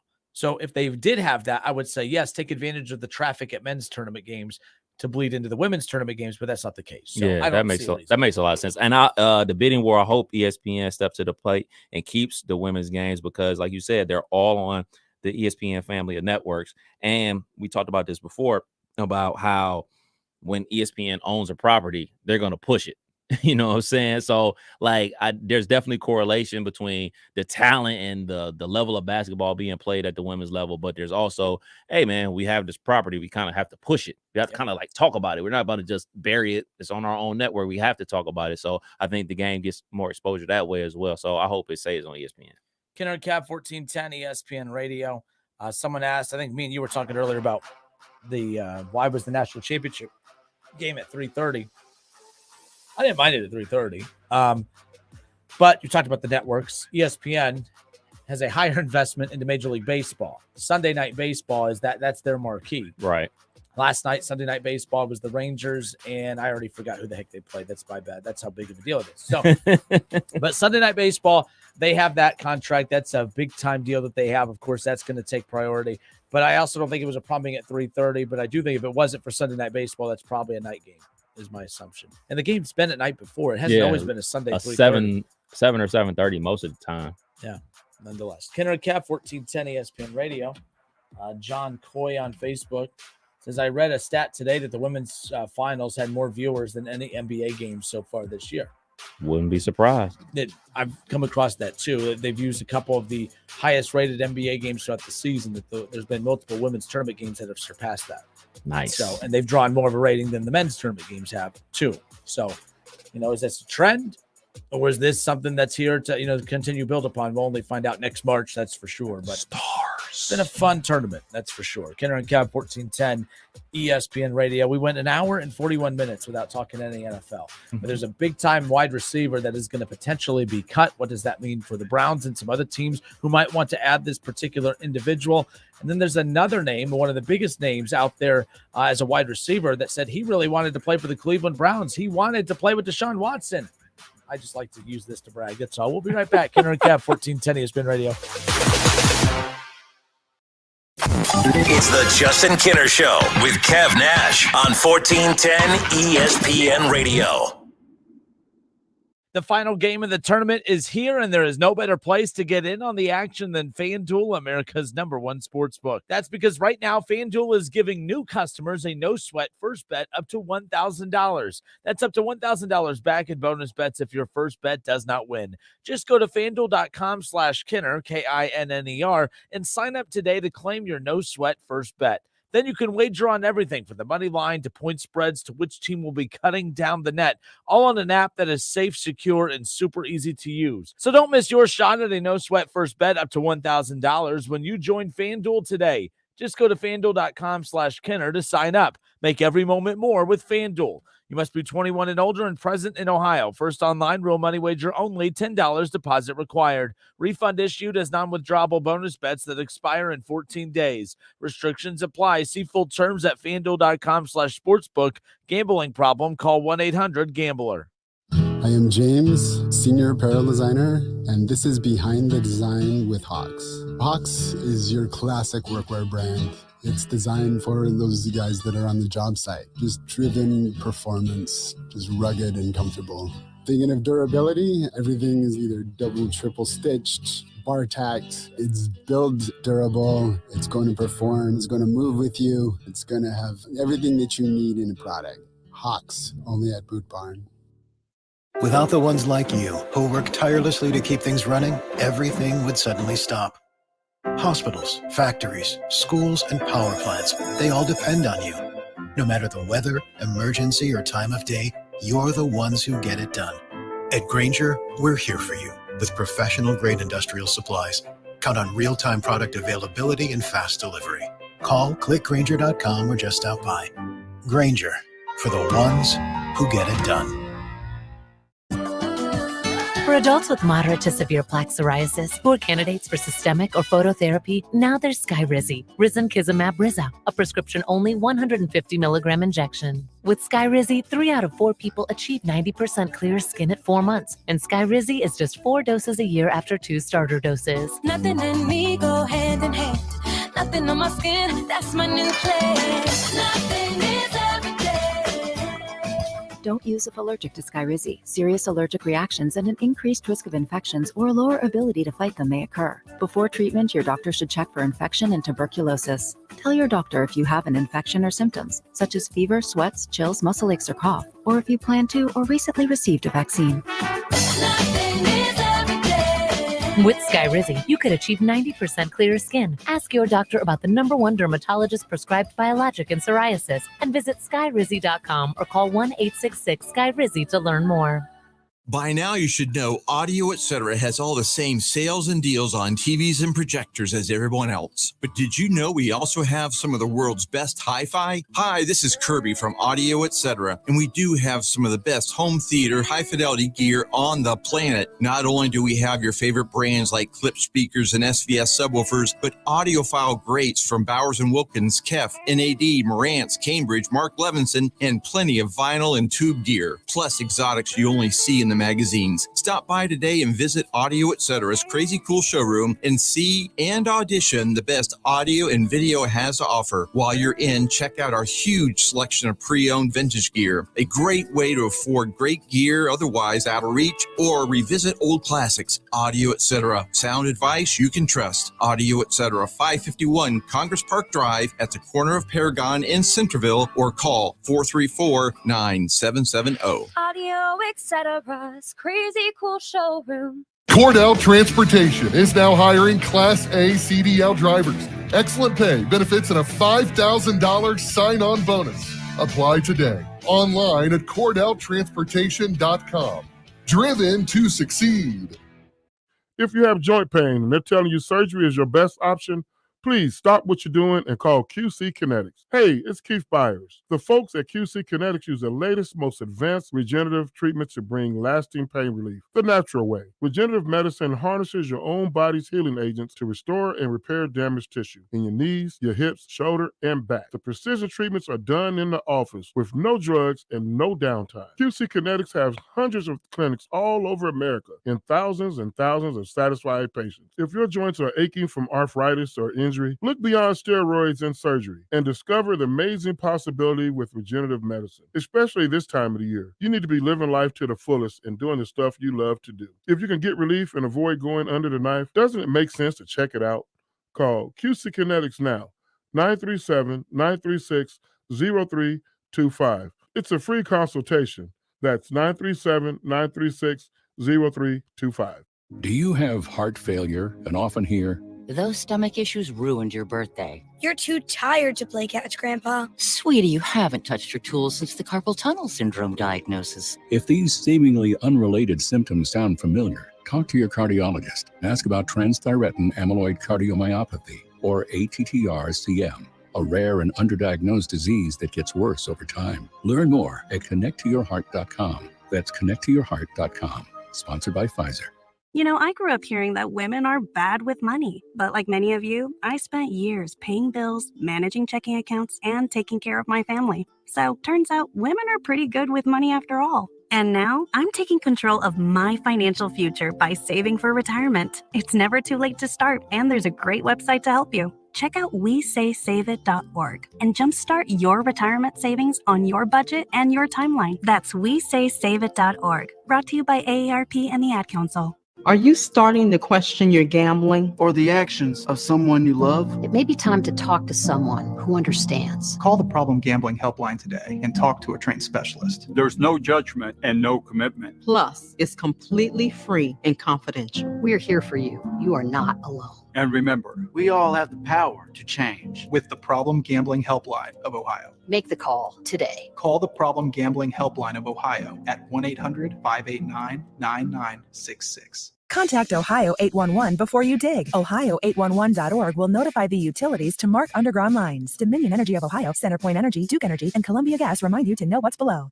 If you're a sports fan in the Miami Valley, make sure you subscribe to Dayton's ESPN Radio YouTube channel. Buckeyes, Browns, Bengals, local high school sports, Dayton Flyers, Wright State Raiders, and more. Search ESPN Dayton on YouTube and subscribe today.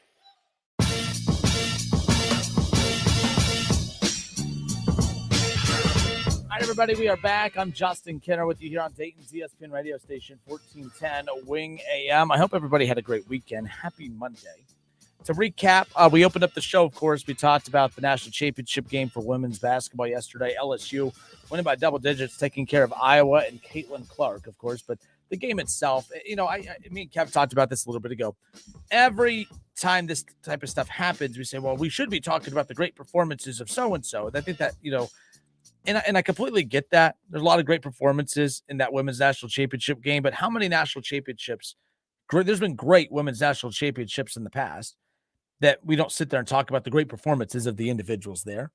So let's not act like I do think that women's college basketball is benefiting from the way that this game is being talked about. I mean, the NFL, yes, it's brands of the Bengals and the Browns and the teams, but it's Joe Burrow and the Bengals. It's Deshaun Watson and Nick Chubb and the Cleveland Browns, right? It's been Tom Brady and whatever team he's on. The NFL has their brands and their teams, but it's the players that push those brands and enhance them, right? College basketball. You know, back in the day, the reason that college basketball was bigger than what it is today is because you had your big brands like Duke and North Carolina, but you had the big name brands of players to go along with it, and you had those players for a few years to enhance it. And that's when it was at its peak. Women's basketball is kind of the same way right now. You have your big brands, you have your personalities brands or your coaches. You know, you've had your brands and then you've had your coaches be the stars, which I think is good. I like when coaches are the star. Dawn Staley, Gino Auriemma, Mulkey. I love Mulkey. She intimidates the hell out of me. I feel like if she's yelling at me, I'm probably going to be absolutely terrified of her. I mean, it is what it is, but I think she's a hell of a coach. But now the difference is women's college basketball is getting brands as far as the players are concerned. We're talking about Caitlin against, we're talking about her, and we're talking about Reece, and we're talking about players. And I think that that's big time. And these players are going to come back and play again next year. And then we're going to be just as much invested into that next year. We're in Dayton, Ohio. We have no local interest. The one local interest we had in the college basketball tournament was Cody McMahon from Centerville playing for Ohio State in the Elite Eight. Bree Hall from Wayne playing for South Carolina. When those two players and those two programs that they play for got eliminated, we lost all local interest in the tournament, but yet we didn't, because here we are feeling passionately one way or the other about things that transpired in that game and throughout this tournament. And Caitlin Clark and all that type of stuff. Caitlin Clark has been branded the face of women's college basketball because not just because, they had to kind of brand somebody. No, she has been fantastic. We've never seen anything like it. Not anything like it. There's been a lot of really good basketball players for both men and women's college, but we've never seen anything like Caitlin Clark. And she had so many eyes have been put on this tournament and that program itself because of her. So this is big time. The fact that almost every national show out there today opened up with the women's basketball national championship. The fact that we spent as much time as we did on that today. That's no disrespect to women's sports, but the reality is women's sports just doesn't get the coverage that the men's sports gets. It's not because we don't respect women or anything like that, but we go based on, what topics are going to generate the most interest. It's not like, I hate when people blame the hosts. You guys don't talk enough about women's sport. It's not about what we want to talk about. As I've said before, if it was up to me, I would talk 3 hours of Browns. Kev would talk 3 hours of NBA. It's not up to us. It's up to you guys. What moves the needle for you? And based on social media interactions, based on our web numbers, based on all the stuff that we see after yesterday's championship, this is what people are the most interested in, or at least have the most passion or, energy about. It's the reality of it. So I think this is great. Everyone that's saying, oh man, this is bad, that no one's talking about the game. We should be talking about the game. Instead, we're talking about, the fact that Reece, did the "you can't see me" John Cena thing, and she's horrible sportsmanship and blah, blah, blah. You know what? That's what we do in every sport.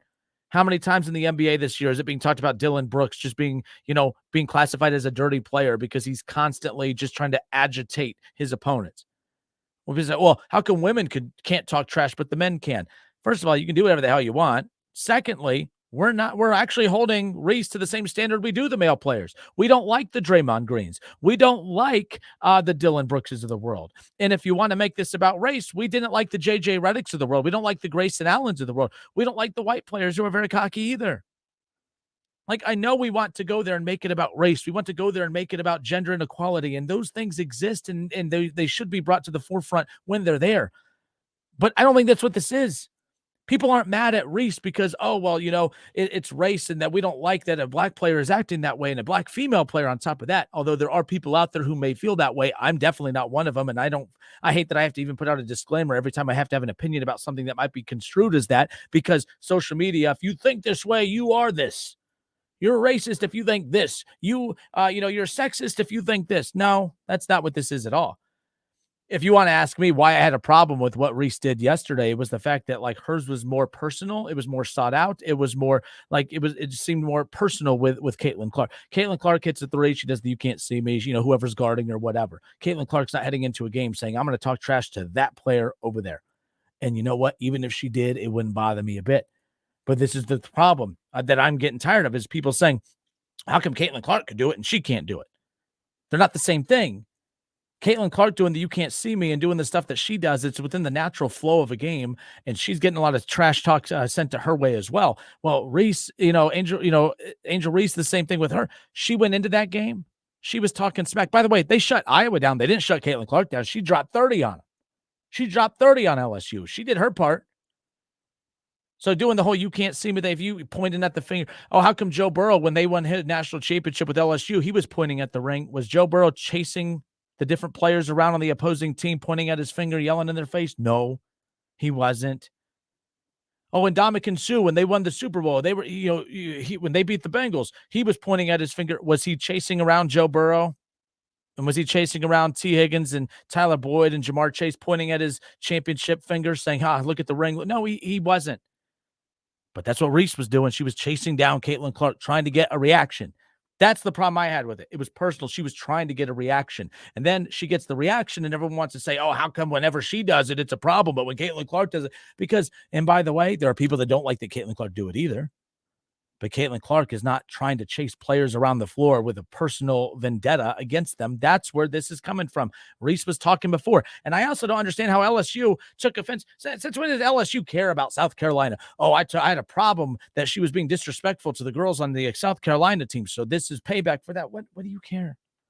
This goes back to athletes trying to manufacture these types of motivational factors within games.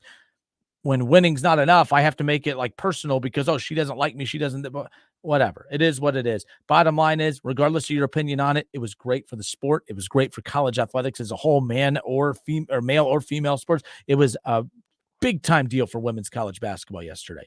I'm all for it. But I'm also not a big fan of where social media has tried to make this a racial thing, gender inequality thing. How if she was white, she'd get away with it. If she was a male, she'd get away with it. That's not true.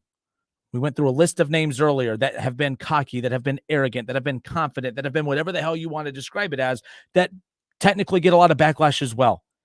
We talked about it. Dylan Brooks gets backlash all the time. Draymond Green gets backlash all the time for his antics out on the floor, right?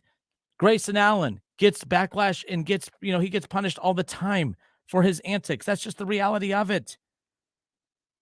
Ron Artest from back in the day. Yeah, by the way, Bengals fans, Eli Apple, he talks trash all the time, and people have a problem with it. Based on social media, male athletes could talk smack and we love it. No, people don't actually. Eli Apple and a lot of the Bengals players were at the top. They were the topic of a lot of conversation. Mike Hilton and others. Oh, Burrow had my ass and all that stuff. Remember that what led to that? Because of the trash talk. People didn't like it. This isn't a male-female thing. This isn't a white-black thing. This is simple as people don't like players who talk a lot of trash. Now you're saying, well, Caitlin Clark talks a lot of trash, and guess what? There were people on social media that didn't care for her, attitude with the talking trash as well. But you know what? She was winning. Angel Reece and LSU, they won, yes. But a lot of times it's the first time that some of these fans were even watching Angel Reece and all that. So, look, the winning thing, that kind of takes away my point there. But you see my point that at the end of the day, I don't think it's a male-female thing, a white-black thing. I think it's just as simple a thing as this. Is Angel, when it came down to Caitlin Clark, she was the face of the college basketball, women's basketball movement and all this stuff. She's the wrestling term, the baby face. And then you have the heel, the bad guy coming in, right? Going against the baby face. She was naturally going to be the villain in that situation to begin with. She's still a great player. LSU won a national championship. That finger that she pointed at where that ring's going, it's going to be a big ass shiny ring. She's going to be a national champion. It may not be the last one that she wins. And it's not going to be the last time that we see those two players square off on the floor against one another. But I hate selective outrage. I hate fake outrage. I hate this idea that when the outrage comes, we try to manufacture it into a race thing, or we try to manufacture it to a gender inequality thing. And that's not what the hell this was. It's not what it was. Oh, if you get away with it, she was white, she wouldn't be mad. Yeah, people would have a problem with it too. You didn't hit a shot and then do the you can't see me thing down the floor. No, it was at the end of the game. You had to wait for 4 full quarters before the game was done to know that you had it in the bag, to go up to a player that still dropped 30 on you and try to get a reaction, and didn't do it because Caitlin Clark was like, yeah, I know what you're trying to do, and I ain't gonna give you what you want. In fact, Caitlin Clark, had she did what Reece wanted, and Clark would probably be the bad person in this situation, a sore loser. Oh, Caitlin Clark shoves Reece after a game after losing by double digits. Caitlin Clark is a sore loser. You talk smack when you're winning, but can't handle it when you're losing. No. For the people out there say, oh, you could dish it, but you can't take it. I think she took it pretty well. She took it pretty well, actually. Yeah. Team got beat in the national championship game by double digits after her dropping 30. She did her job. You have another player who's yelling in her face, trying to get her to react, and she just simply went on with her own day, did her own thing. She simply said, oh, I was looking for the handshake line. I'm just trying to go on with my day. So while she's over there screaming and yelling and trying to make a fool of me, she's actually just making a fool of herself. Caitlin Clark won that. That's why Reece was hoping that she would have got shoved or something, because the narrative would have been vastly different. Promise you that much. Kenner and Kev, 1410 ESPN Radio. Hour 3 coming up next.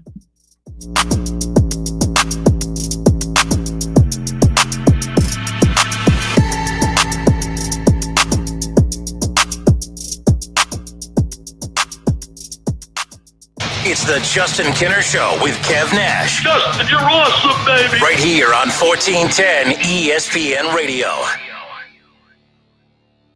Do you have foot pain?